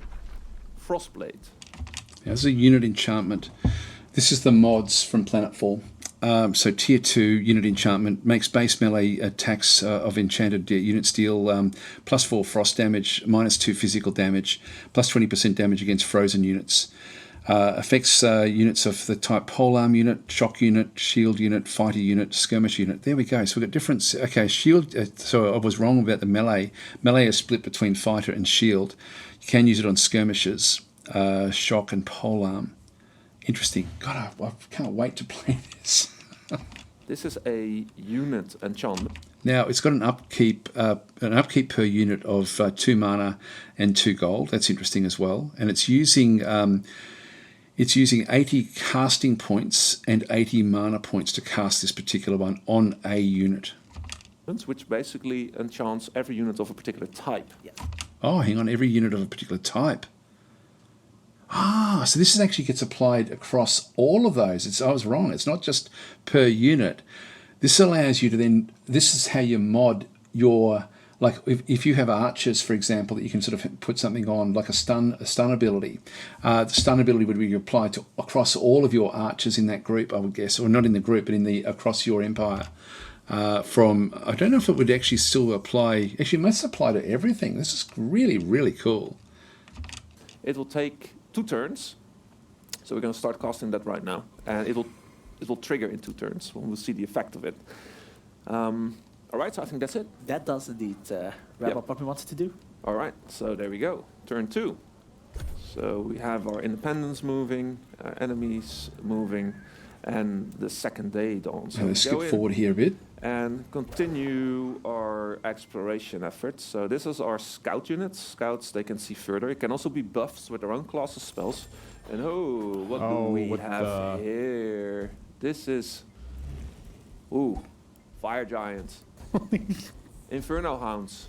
I mean, this actually looks like a really good spot. We have a magic material, which are like special resources that contain good bonuses. This one actually Provinces are really small, our which is actually really Whispering Stone cool. Allegiance. So if we assign a Whispering Stone to Now, what's this one? Allegiance. So allegiance represents a commitment for a free city to a ruler. Allegiance is primarily gained through... Okay, I don't know what that one was referring to. Yeah, Whispering Stones grant +1 allegiance. Okay, so it actually... So by having that under your control, the diplomacy actually is enhanced. independent city, we will... So that's a silver tongue fruit. There we are, magical material. So you get a basic sort of bonus of food and combat or recruitment. Unique global effect. Yeah, Whispering Stones grant +1 allegiance. gain more allegiance with them. So this is actually a really good spot to claim. But yeah, man, we I'm will gonna need get to this kick going. these guys off their node. Luckily, they do not seem intimidating at all. No, so we should prepare It a should little be bit. fine. Take him with a scout. All right, so we're gonna go out and move these this Sunderer a little bit south. Oh, here we have a warning domain, which is Now, this is really interesting as well. Like in Age of Wonders 3, we actually had the spawners that would actually then sort of come through and sort of spawn like every 5 to 10 turns essentially, and then sort of go and hunt you down. This is how the spawners are handled in Age of Wonders 4. A brigand camp. The brigand camp actually controls all that territory, and they can expand over time as well. It's a whole other way of actually looking at this one. So you still got to get rid of them, the brigand camps, but they're now much more. They're not just a spawner. They're actually an entity now on the map that actually controls territory. And they are still sleeping. It's hidden here. It's just across the, just in the fog. And our spawners in Age of Wonders 4, they project domain, which can also overlap with your own domain. And if that happens, it will cause all sorts of problems. So we need to stop them before they grow too big. They will send out raiding parties. Yeah, that's for a second goal, in addition to acquiring that location there. And then we have our main group of Arctica, our Wizard King, who of course is. Now this is all the stuff that she actually then has, the different abilities that she would then sort of have attached to her over time, the different objects. I love it. I love what I'm seeing here. Heroic, meaning that she can join in fights herself. Yeah. So she will actually show up as a unit on the battlefield. Yes. Yeah. So here we have to force it. Well, oh, it's still one turn away, so we're able to reach that next one. Maybe we should build a storehouse. That I tend to go for a workshop because more production means that things get More built faster. Yeah. Okay. Let's go for the workshop. We'll take 7 turns to build. Yeah, and these two queues are independent of each other, so having stuff in both queues doesn't actually negatively impact the other queue. No. Only they will eat into gold. Yeah. So you need to make choices. Yeah. It's also why we have 2 I different love that. They've split the 2 queues up. We have production and you have draft, which is used for your units. All right. So let's not wake these guys up and move out of their territory. Yep. Okay. So we actually finished casting Frostblades. So here we are in the interior of our palace, and we can start our casting process. So we're going to affect these units, and boom, there we go, Frostblades, which attach ice damage to our weapons, and they start glowing. They now have snowballs. Snowballs, you can throw snowballs. Yeah. All right, so these can stay here for a turn. We have our leader who's about to investigate this ruin here, the fortress of Woe. Let's explore. So each of these ancient wonders, they have an event picked, and they change per type. So here we have a knight. Never trust knights. Holding captives. Yeah. And they're up for trading those captives. So we have a bunch of choices. We can attack the captors, or we can just buy the captives off them. But we split up our stack. Yeah. As we can see, it's a risky we get a little battle. bit of an estimate here, which now this looks like a very dangerous battle. Yeah. So I think we have to cower out a little bit and just buy them. I mean, we have the money. Yeah. Just about. Actually, the income of money is much higher than what I've seen in Age of Wonders 3, which is interesting. Ta-da! All right, here we see the aftermath. So the captives actually came from that village that we just encountered. And that's fantastic, because it gives us a bunch of options. We can release the civilians and get a very high relation boost. And this will sway them and increase the rate at which they gain allegiance. So this would be a good option if we choose the diplomatic paths, which we do. These are our brothers. And we can then also choose an evil faction by keeping these people for ourselves. Not send them back to that town. Yeah. So, hey, you live with us now. But we're nice people. Let's just send them home, and we'll be increasing the relations with our town here. So look, they've got 400. They are very trusting at this point. That's great. It will be shorter to go to our next we can see that it's 2 turns for Pact of Cooperation. All right, so now we've cleared this node. It has a dotted line. It means that it's not actually attached to one of our provinces. It will give a big income bonus to and even increase fortification health depending on the number of quarries. So this is a very important sort of wonder that we can attach to cities. As our cities grow, and maybe we'll acquire this one, we can choose to either attach it to this city or we can choose to attach it to this city to have the bonus. But we need to grow towards it if that's our plan. But we're done here for now. That's interesting. So I think that it's saying there that you've got the choice of where you put the provinces if the borders are touching. If they're not touching, you don't get the bonus. So in this case, it's too far away. But as our city grows, we're then going to have the choice as to which province we then sort of go and capture. So even though there's going to be some provinces that don't actually have any structures or features about them, they can still be pushed to go and open up and get the border established with this to then sort of choose which city we then. So this is massive. It's not just an expansion out from the middle. This is actually an expansion where we plan what structures we want to have go into specific cities. This means that we're going to be able to have cities that are designed to work a particular way with particular skill sets and particular bonuses, which is really, really interesting. And I'm just thinking, my mind immediately sort of going into the areas like, okay, well, what is that going to mean if you then capture provinces? If you capture, how quickly can you incorporate those into your territory, and what's the impact of that? So fascinating. I love what I'm seeing here. So much better than what I imagined. I've got to say, I was sort of thinking we're going to see a planetfall approach, but this is a planetfall approach, but really nuanced for Age of Wonders fantasy. It's really, really cool. And we are going to be bringing her back and prepare to kick some ass, some giants' ass, actually. Let's timber. Let's timber. All right. And we are at day 6. Yep, so skipped ahead a bit now. We're getting closer to this. This is going to be the combat. And we are able to cast the elemental, and we can cast it right on top of our... It's interesting, it shows up all the provinces you can cast it into. Full stack of 6 units now. But it's time for battle. Think so. Yeah. Fight. Yeah. All right, so we're going to go in. And actually, I think you are going to play. All right, manual combat. And it's a risky battle. It's nothing we can't handle. But this gentleman here has clocked the most hours on Age of Wonders 4 in the entire world. So should be in good hands. Okay, Jordy, let's see what you can do. All right, so we've made our way into manual combat, and let's get a quick...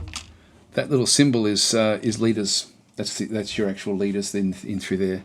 So that must be the little symbol that we were seeing on the outside of the game, where it had like a certain amount. That must be points to actually upgrade your leaders. And I'm guessing it's only one, because I think we have heroes separate. So that's interesting as well. So look at the field. So what we have here is our enemies on the iron node that they were I like just the graphic occupying. style.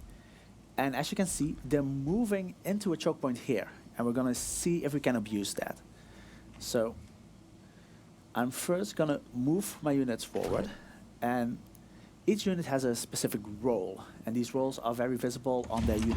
This is interesting. This is the action points. If you haven't played Age of Wonders before, the units in Age of Wonders sort of start off... In Planetfall, you actually had 4 action points. You had like a 4th one that was sort of like extra that didn't give you a chance to show anything. But I think that in this one, it's gone back to the original 3, where you still actually have 1 action at the end of your move.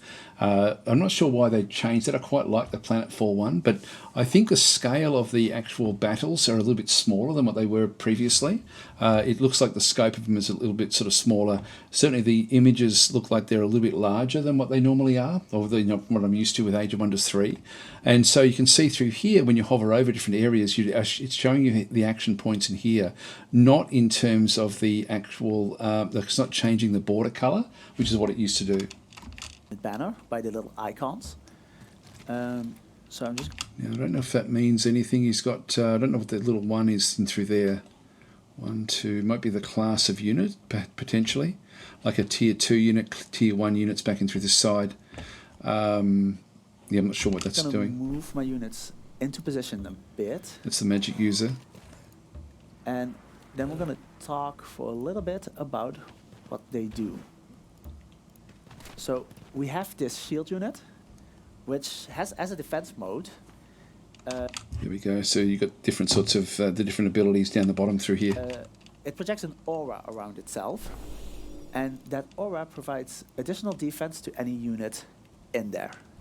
Now that used up all its action points. We've still got one action point in through this side, one action point in through both of The those. same is done by the support unit, which has a defense mode that does this for resistance. That applies extra warding by around basically setting everything. these up together, we create a nice little place for our units to be safe from any incoming damage. And we're just gonna end the turn here, and we're gonna watch what the enemies are doing.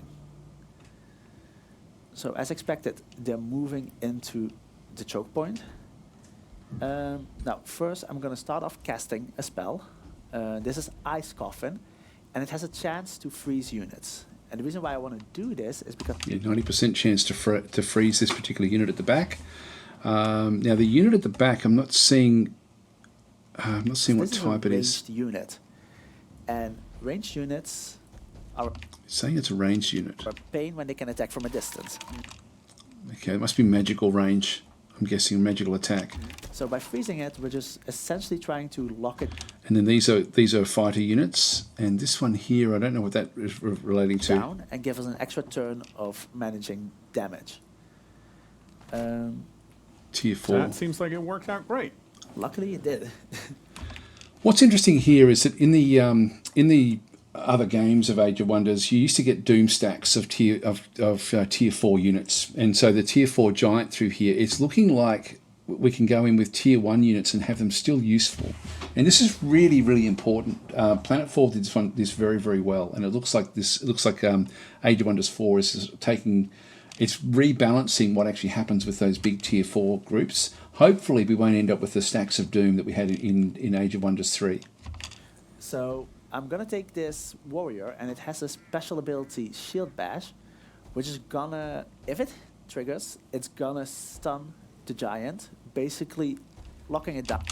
Now, there's a 43% chance of stunning the giant, and there's a big retaliation attack coming back, 23 damage coming back. Down for a turn. And if it doesn't, it's Now gonna it's retaliate. resisted it, so it's now going to retaliate a massive amount. And it didn't, so now we're gonna take So we've got 46 health in through this side. That's the happiness. What else have we gotten through there? We've got 5 armor, no resistance, a lot of damage. Massive damage. 19. Ow. Well, that wasn't great, but it's not too bad. Famous last words. One thing I'm noticing, actually, we're sort of seeing it like to a degree in here. I've been looking for the RNG aspect of Planetfall, which is terrible, and I'm not seeing it in Age of Wonders 4, and so that's interesting as well. It looks like it's gone more back to the Age of Wonders 3 sort of style. Famous last words. Gonna move my support here, and I'm just gonna position my skirmishers at a bit of a distance, because skirmishers have both melee and range attacks. And the beauty of this range attack from the Sunderer is that it has a chance to inflict thunder defense. And if that hits, it's gonna make the unit or the enemies a lot more susceptible to damage. So we can see that it was 43% chance. And it resisted. It's a tough nut to crack, this giant. Yeah, and I don't think it's gonna go any better, so I think that's an undo, which is cool. I'm actually gonna move up closer, and I'm gonna use this overchannel ability. That's something that Wizard Kings have, or in this case a Wizard Queen, and that allows us to cast another spell this turn.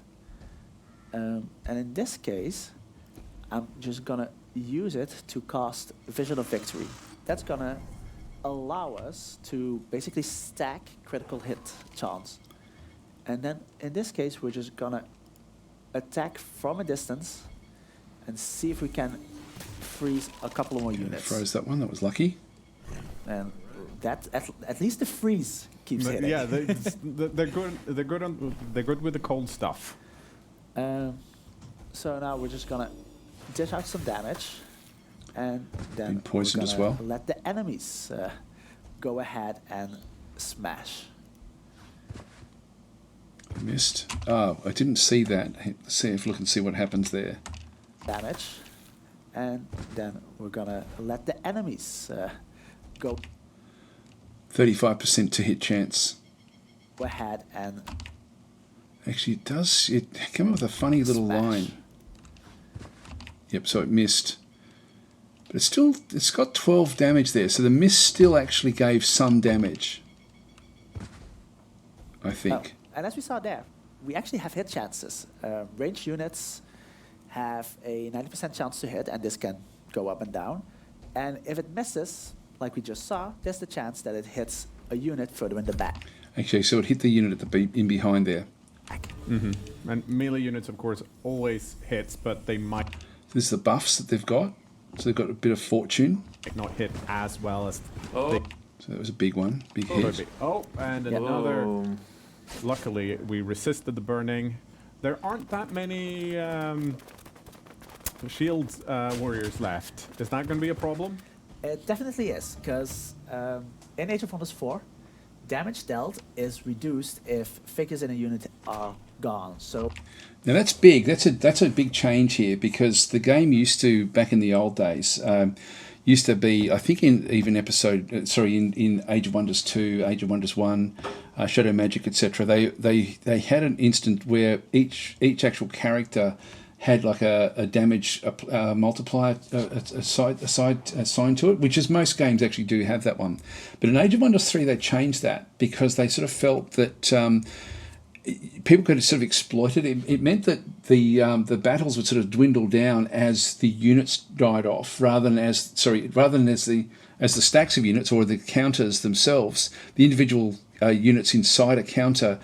As they died off, their capacity to fight became less and less and less. So you weren't needing to finish off an actual unit.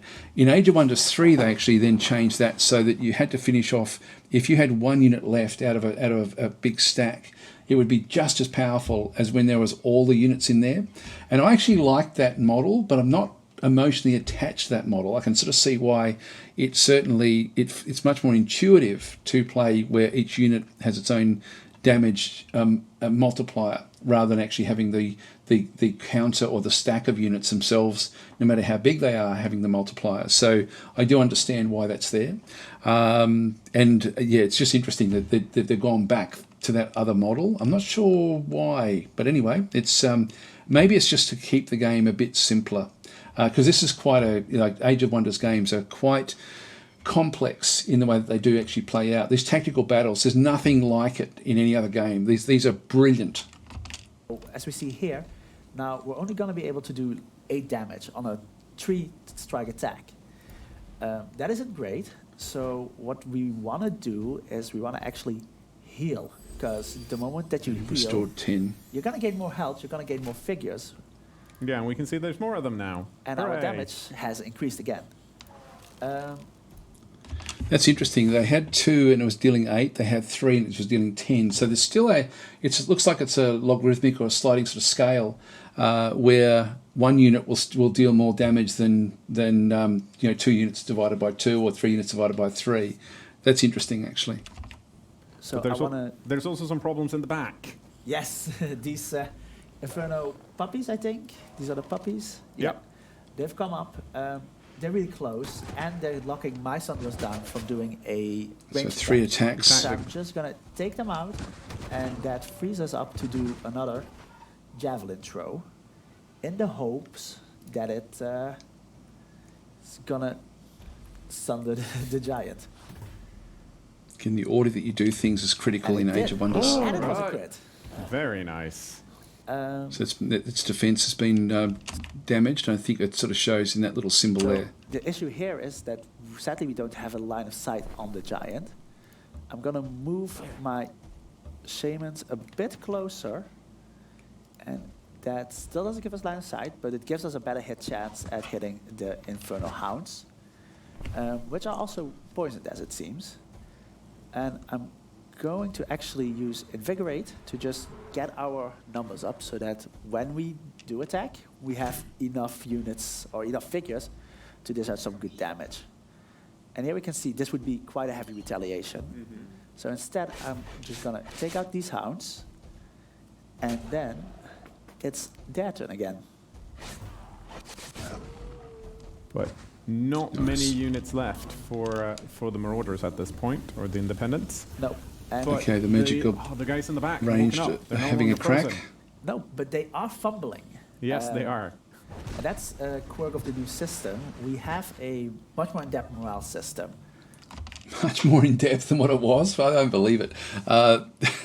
It's funny to hear these little statements. The morale system in Age of Wonders, again, was very, very nuanced before that. It's like, I think he talks a little bit about this, but it's depending on how they're going in the fight, impacts their morale. The morale impacts their damage that they can deal, like fumbling and things like that as well. If I look at these magma There we go. This is the morale. They've got negative 29 morale. This unit is wavering and doubtful of victory, so affects fumble chances now 20%, or 20%. I've got 2% in there. That's obviously a bug. And so recent morale changes. So negative 15 at new turn, too many allies died. And so the impact of the actual units around it dying is actually impacting its ability to keep on fighting, which is not, we haven't seen that in Age of Wonders before. And so negative 8 was an ally killed, and negative 6 was in through there, another ally killed as well.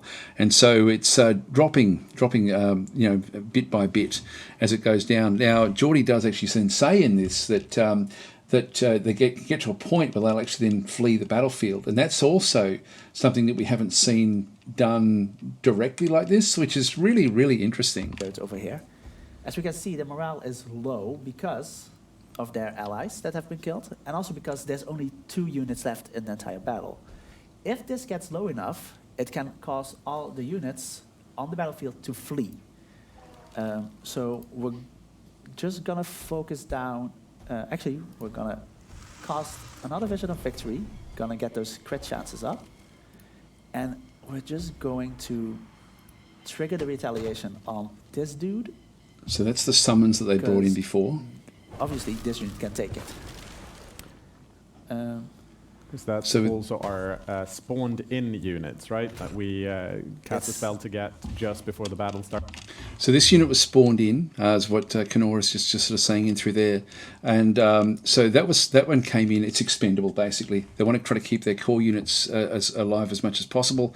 By doing that, it takes off the retaliation strike from the giant. The giant must be down to, well, now down to none. I didn't see there before how many action points it actually had, but that was going to give 3 more actions now to do this one with no retaliation coming back. Yeah. Now, if I'm right, we shouldn't do that, but we're gonna eat from underneath our Okay, we're friendly eating. unit. This is a cannibal. Right, because these are cannibals. So they took their packed lunch that they didn't have, but they found some snacks on the ground, and now they're feeling a bit better. Yeah. And again, that's something that helps us bring up our damage numbers. So for now, we're just gonna focus down the giant and really hope that it doesn't get too many other attacks in. So Yeah. we're gonna Blind it. speed up combat a bit, because This one I don't think I can actually reach it. going a bit slow. Yeah, no line of sight. So line of sight is important in the game, of course. I mean, the You still don't giant have a is... line. So he's probably, like I think he mentions it himself, he put this in the wrong position because with no line of sight, he had line of sight when he was killing off this one over through here, but not for the fire giant. So, and he can't move through units, and so you can't move. You've got to move around the units. You can't move through them. resisting a lot of things. But on the positive side, your crits There we do go. seem to be coming through, at least partially. Yeah, now, sadly, I completely forgot that these would be out of range, so I'm just gonna loop them around back, if I don't get confused by the Swedish keyboard. It's the best keyboard. I don't know what you're talking about. And then we're just gonna see if we can get to those. So we lose the summoned magma units. spirits from the back. Okay, and our spawned-in units are unfortunately down, and we don't have many warriors left. There's one brave one, but then again, They are a shield unit, so they're there to soak up damage, at least in part. Yeah, so Yeah, that's gonna here kill we it. see that we are also not just going to be able to kill them, but thanks to flanking, we do a lot more additional damage. So getting up close, and down goes the Battle Mage. Now only the giant is left. Let's see if you can deal with him. Yeah, this should be easy enough. It's under defense that Oh, weakens the defense. So I think We can this get the should kill. be a kill shot. So let's get our queen to do it. Bomb. And down There it we Job go. goes. done. Down it goes. Now, what did we get? We collected 24 gold. I say we. You know what I mean. You know what I mean. I feel like I'm fighting these battles. Food, some other. I'm not sure. I think it's production. All going back to Korheim. Experience. What did we get with experience? I want to see if it's spread. I'm not sure if the 32 relates to that or not. I'm not sure what that actually is over through there. Well played. See, Well done. great results. Okay, and that was just an early combat that might have been slightly tweaked for effect, but well played all the same. But I wanted to get to, this is not the only way a combat in Age of Wonders 4 can look like, right? What are the other things that can happen, especially later on? Probably the biggest change are the sieges. That brings an entire new dimension to battles. Now, he says that we don't get to see this, but the sieges he mentions are new. Now, we've always had sieges in Age of Wonders. It's interesting, actually. Each iteration of Age of Wonders has gone different ways with sieges. From what I can sort of see in the screenshots, which we'll look at after we have a look at this particular video, but in the screenshots we can sort of get a bit of a feel for that it's much, much tighter than it's ever been before. And that's really quite interesting. I think in Age of Wonders 2 you actually had the whole city where you had to sort of basically protect every single wall around the city, so you could come in from different angles and attack the city that way, which meant it was a bit too easy to break through. Age of Wonders 3 then brought the one big wall, but still very extended, where you can break through. I think in Age of Wonders 4 it's now much, much more narrow, so that's going to be interesting again to sort of see how that one does work. Again, I haven't seen any flying units, so I'm looking for them. Super interesting. One of the things I'm really keen to know more about, though, is what are Ice Witch been doing for the last 60 turns? Oh, yeah, let's take a look.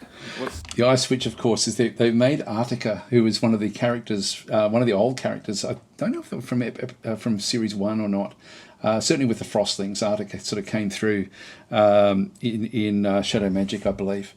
Age of Wonders 2, I'll just call Shadow Magic and Age of Wonders 2 the same thing, basically. I know that's heresy for some of you, but anyway, in my head, that's where they sort of fit. He's been building. So here we are in... So this is late game, or not late game, it's 69 turns in. You can see there that the provinces are now expanding out. Things have been attached across to the various sort of cities where they sort of end up going. Interesting. This is interesting. The domain of Arctica, the North Star, mid to late game. So you see all this winter here, which is due to a spell that we've called Marching Winter, which, Very nice. Which turns everything into a winter wonderland. So we've got a forester. Now, I don't think that was there before. I think they've actually been able to build this. So it looks like you may be able to build into your provinces, which is interesting as well. And so you're getting like certain benefits coming back through. We now actually have this, I forget what that one was, that sort of like the evil aspect, not the evil aspect, but the undead aspect has been attached into it as well as a new resource we haven't seen before. We have integrated 4 of 3 cities, so we'll be taking that will be going against us a little bit. The fortress That's of good. That's a good limit. That Ancient Wonder gives all its bonuses. Here we have a spreading invasion, so we should tackle that when we get to it. But There's an more invasion urgently, we have encountered toads. an enemy who's launched an assault to the south of our empire. Let's see who these guys are. Oh, toads. Ooh. Do not like them. We should freeze their swamps. We should. Yeah. So let's see who we have as an enemy. Aha! Here we go. This is the sort of stuff I like to look at. Actually, this is the cloth map of where we actually are. So there's armies that are moving through here. There's resources there of fish, so there's something we can obviously sort of expand into that one through there. Fishing through this side, I don't know what that is. That's going to be some sort of structure, like a quarry, I would think. Food, I'm not sure. It's interesting though anyway. And so they're hostile, negative 800. War justification, there's no justification balance. Negotiate, pronouncements, goodbye. That's the same sort of stuff that we've seen before. Shepherd, race, seafaring toadmen. Okay, I love this. I love how open the game actually is now, much more open than it's ever been before. So Throne City, Edgerton, a personality, protective, Seige, interested in... Now, I don't know what this is. I don't know what all that is, but anyway, that's interesting. That's some sort of resource, but it's not actually listed in the top resources. None of them actually are, but it's maybe tomes. I'm not sure. Threat level threatened. Clemens Shepherd. And they're good. Seafaring toadmen. Oh, we should maybe freeze the water as well. We're gonna transform our people. Like, we have already cast a spell called the Frosting Transformation. They've got Frostblades in through there, Frosting Transformation. They've actually transformed their orcs into frostlings. Isn't that cool? Like, I mean, when you think about it, in terms of Age of Wonders 3 or 2, the frostlings were their own entity. In this game, it's part of the Chaos area, and I'm guessing the Necromancers would be the same sort of deal, where you end up transforming your group to then work with the terrain that you're actually impacting. Very, very interesting. Which basically... Oh, and have a look at this. Like, they've gone with... they started off with 1 nature, I think it was 2 chaos, and 3 shadow. They've now gotten 18 shadow tomes and 1 extra chaos tome and no nature tomes. I think that's what that would then sort of be relating to. Makes people dwell in cold domain and gain bonuses like higher morale in Arctic, immunity to being frozen, move faster through snow, which is really cool. But this is only a start. We need to do more if we want to get rid of those toads. Of course. So with the ones we've used, the Frostling Transformation, we get icicles on the back of our units. Jordi, I'm sure there are other transformations. What are some of your favorite ones? Well, the ones that are really impactful, those are the demon ones or the angel ones. They get flying. Here we go. Here we go. So you can have flying units. So these have been applied. Angel Eyes. I'm guessing that must be like a buff that's then applied in through here. So this one's got a whole lot of different sorts of tomes. It's got from all 6 of the different affinities. Wow, that's much more than what we're seeing there with 54. So they're not tomes. They must be like the affinities. There must be affinity classes and then the actual affinities themselves, which just extend on and on and on. We don't know how far back in the game this actually is. So you get cool wings, and they look awesome. There's demon. It's just much more chaos. Unfortunately, Yeah, demonic focus, demonkin. we're almost out of time. But before we leave, there are some things I do want to cover. One of the things we didn't have time to mention in-game was the Pantheon system. Jordi, what is it? The Pantheon system is basically this overarching layer that means that everything you do in-game feeds back into new unlocks for your characters, new realms to play, and this carries over even to your leaders, some rulers that you've made and won a game with. That's interesting. So the Pantheon system is actually a progression system, game after game after game, which is quite interesting as well. I guess the replay value, it looks like the maps are sort of more compressed than what they have been in Age of Wonders 3, possibly to sort of try to speed up the actual gameplay itself, which I'm not adverse to. It looks very, very good. It looks like they've really, really thought through how can we make every single little aspect of this game better than what it was before. And I really wasn't expecting to see the amount of change that I'm seeing. I think that when you first look at it, you may sort of think that there's not much change. It looks very much like Age of Wonders 3. I'm not seeing that at all. I'm seeing some massive game mechanic differences and even just the scale differences. I'm seeing a lot of changes here that I think look very, very exciting. Might show up again. And sneakily, this leads into my few questions I had for you, Leonard, because I wanted to confirm some things that have always been core to the Age of Wonders experience. And one of those is replayability. With the Pantheon system, clearly that's there. But what more do we... I think the Pantheon system is going to be a little bit like Galactic Empire system in Planetfall. have to look forward to? So yeah, there's many ways to play the game. We've got story missions, we've got standalone procedural maps, we have multiplayer, head-to-head multiplayer using simultaneous turns, as well as a cloud-based system where people you play your turn whenever it pleases you, and then you shoot the save up to the cloud for a friend to pick it up. So yeah, it should keep people busy for a very, very long time. And especially with my favorite bit, which is the fact that the empires I've already played and kind of like completed a playthrough with, they might show up in a future playthrough, which, because I generally play...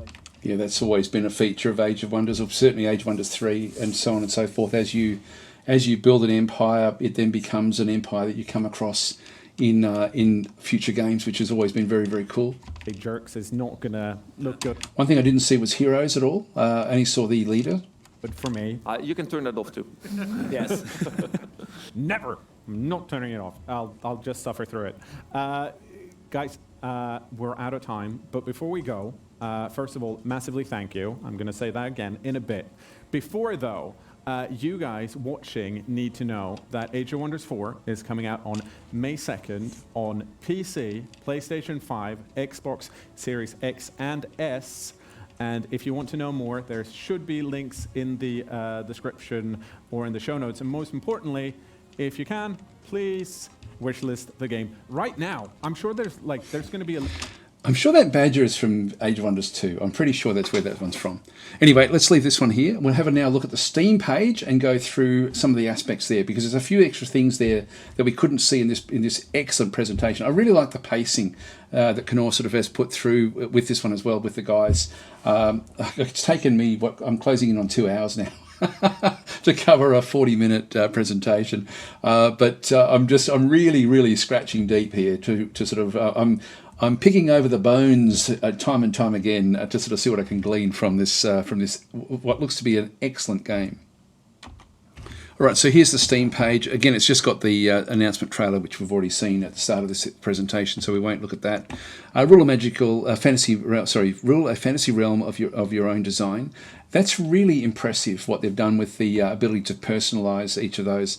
Explore new magical realms in Age of Wonders' signature blend of 4X strategy and turn-based tactical combat. Yeah, big tick. I mean, it's nothing like it at all. Control a faction that grows and changes as you expand your empire with each turn.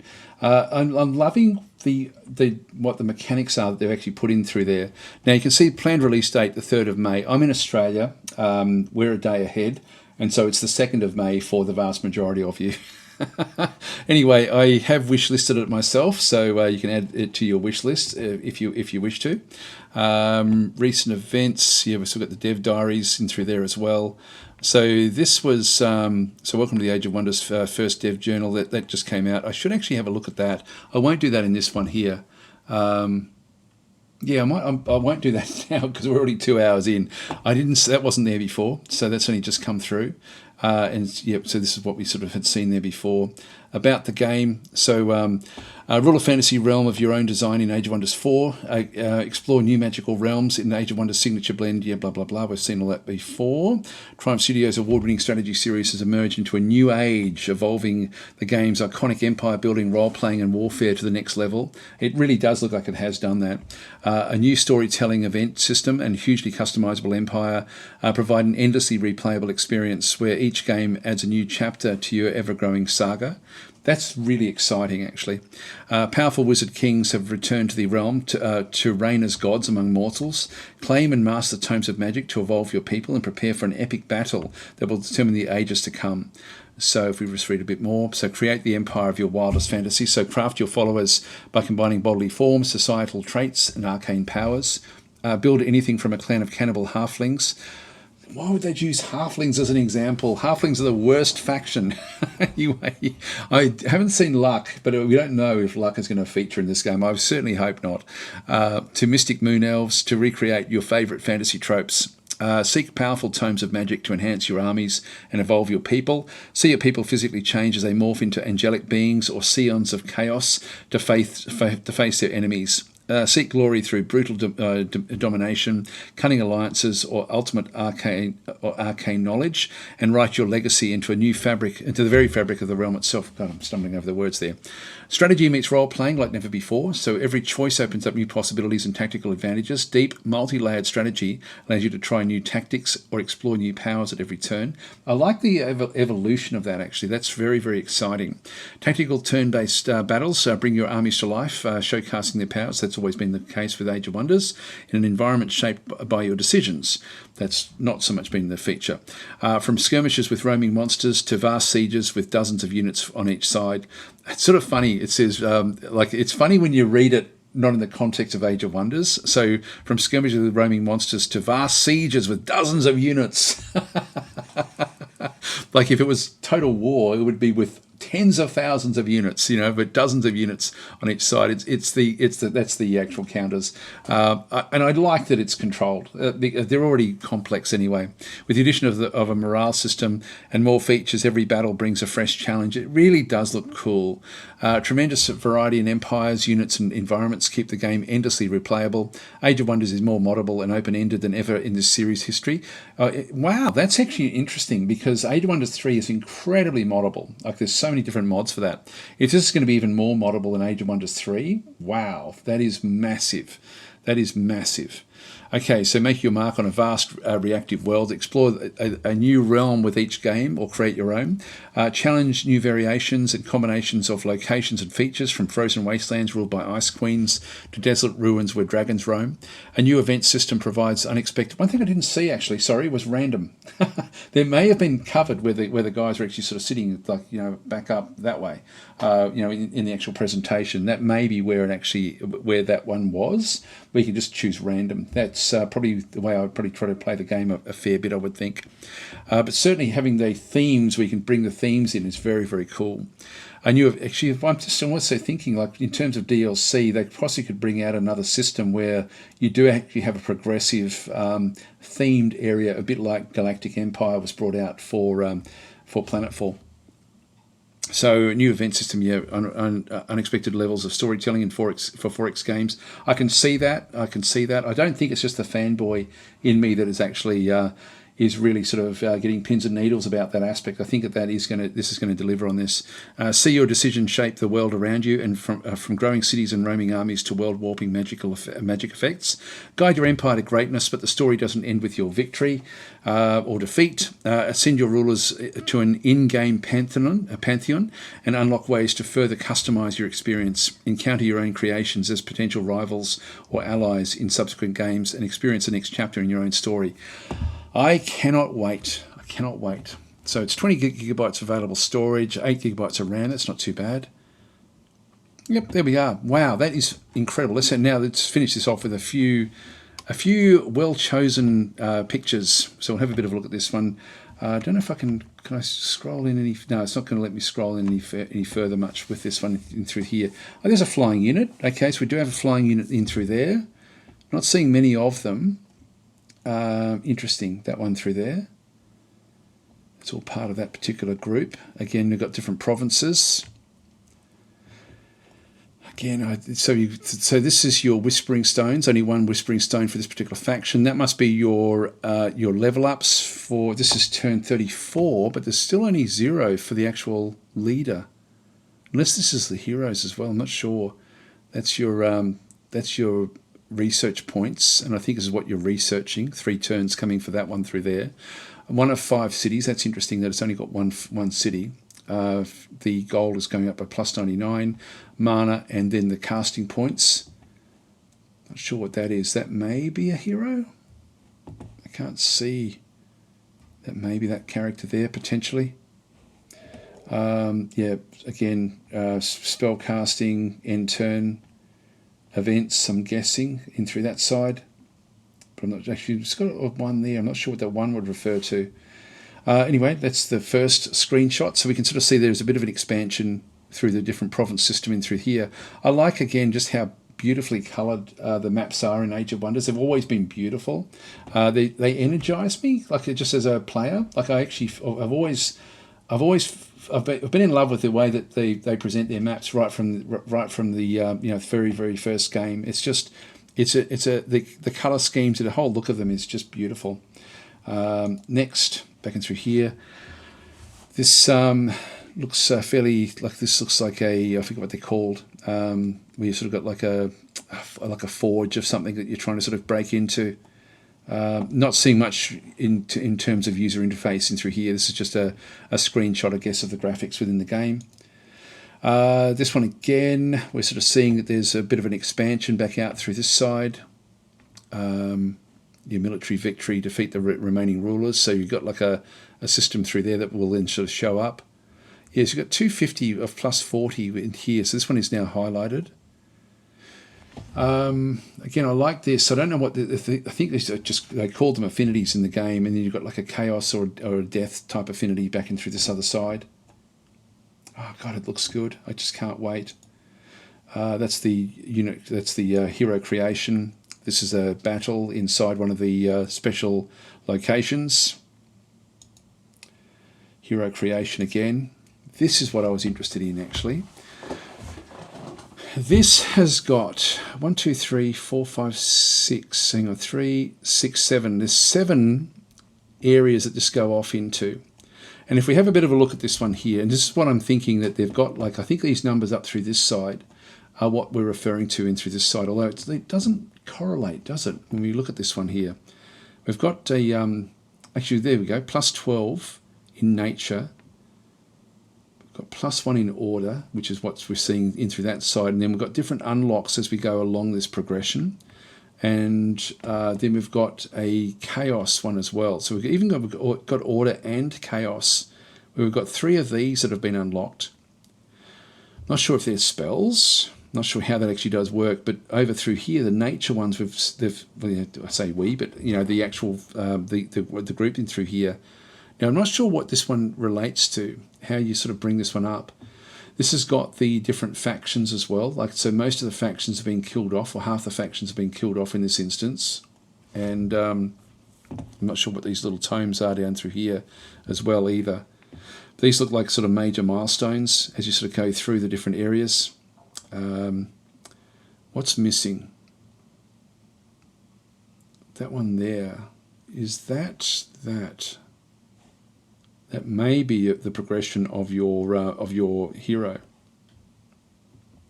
And fruitful integration. I don't know what's actually what they're hovering over. I can't see any sort of little symbol in through here. It's a bit hard to tell it. So nature, empire, skill. Okay, nature. This would be up in here somewhere. So that's plus 14 or plus. Is it plus? Yeah, I'm not sure what that one actually is. That looks like it may be related to your leader. It may be like leader skills that have gone through there, with the 6 affinities out through that other side, which then sort of give you bonuses, I guess, as it sort of extends in. Looks very, very cool, I've got to say. And again, looks like this was an area that could be expanded over time. The combat this is where I'm interested about the what happens with the sieges, even though this is sort of like they're just trying to find the best angle to sort of show what's going on here. But this is quite interesting. It's quite compressed. I haven't seen this sort of level of compression with the game since Age of Wonders 1. Age of Wonders 1, I think, only had like a smallish area that you sort of attacked from memory, but I may be wrong about that. It's been 20 odd years since I've played it, so it's been a long, long time. And I know that I'm pretty sure Age of Wonders 2 then it had the whole city, like you had all the way around it. Age of Wonders 3 then just had one big, long extended wall broken into basically 3 sections. This doesn't look like it's got 3 sections to it, but it does actually wind its way around into different shapes, which again is interesting. It looks like the battlefield is much, much more compressed and very, very intricate. Can't wait. There's a flying unit at the back. Wow, this is looking great. Okay, so that's 8 of 9. Then we've just got another hero creation area through there. Anyway, guys, I'm going to leave it there. So we're over 2 hours. It's looking fantastic. I've really got to say, it's looking absolutely fantastic. I'm looking forward to looking at the dev diary as well. I won't attach that into here, look, it's this is super exciting for me. I'm just as somebody who has always loved Age of Wonders. Just to actually, as a point of credentials, I don't know if I showed off this at the start, but I'll just show you what I think of Age of Wonders based on my Steam history. Yeah, so okay, so if you're watching this and you don't know who I am, what I do, this is all the games that I have in Steam, and it's sorted by the number of hours played. Okay, so my number 1 is Age of Wonders 3 with 1,500 hours.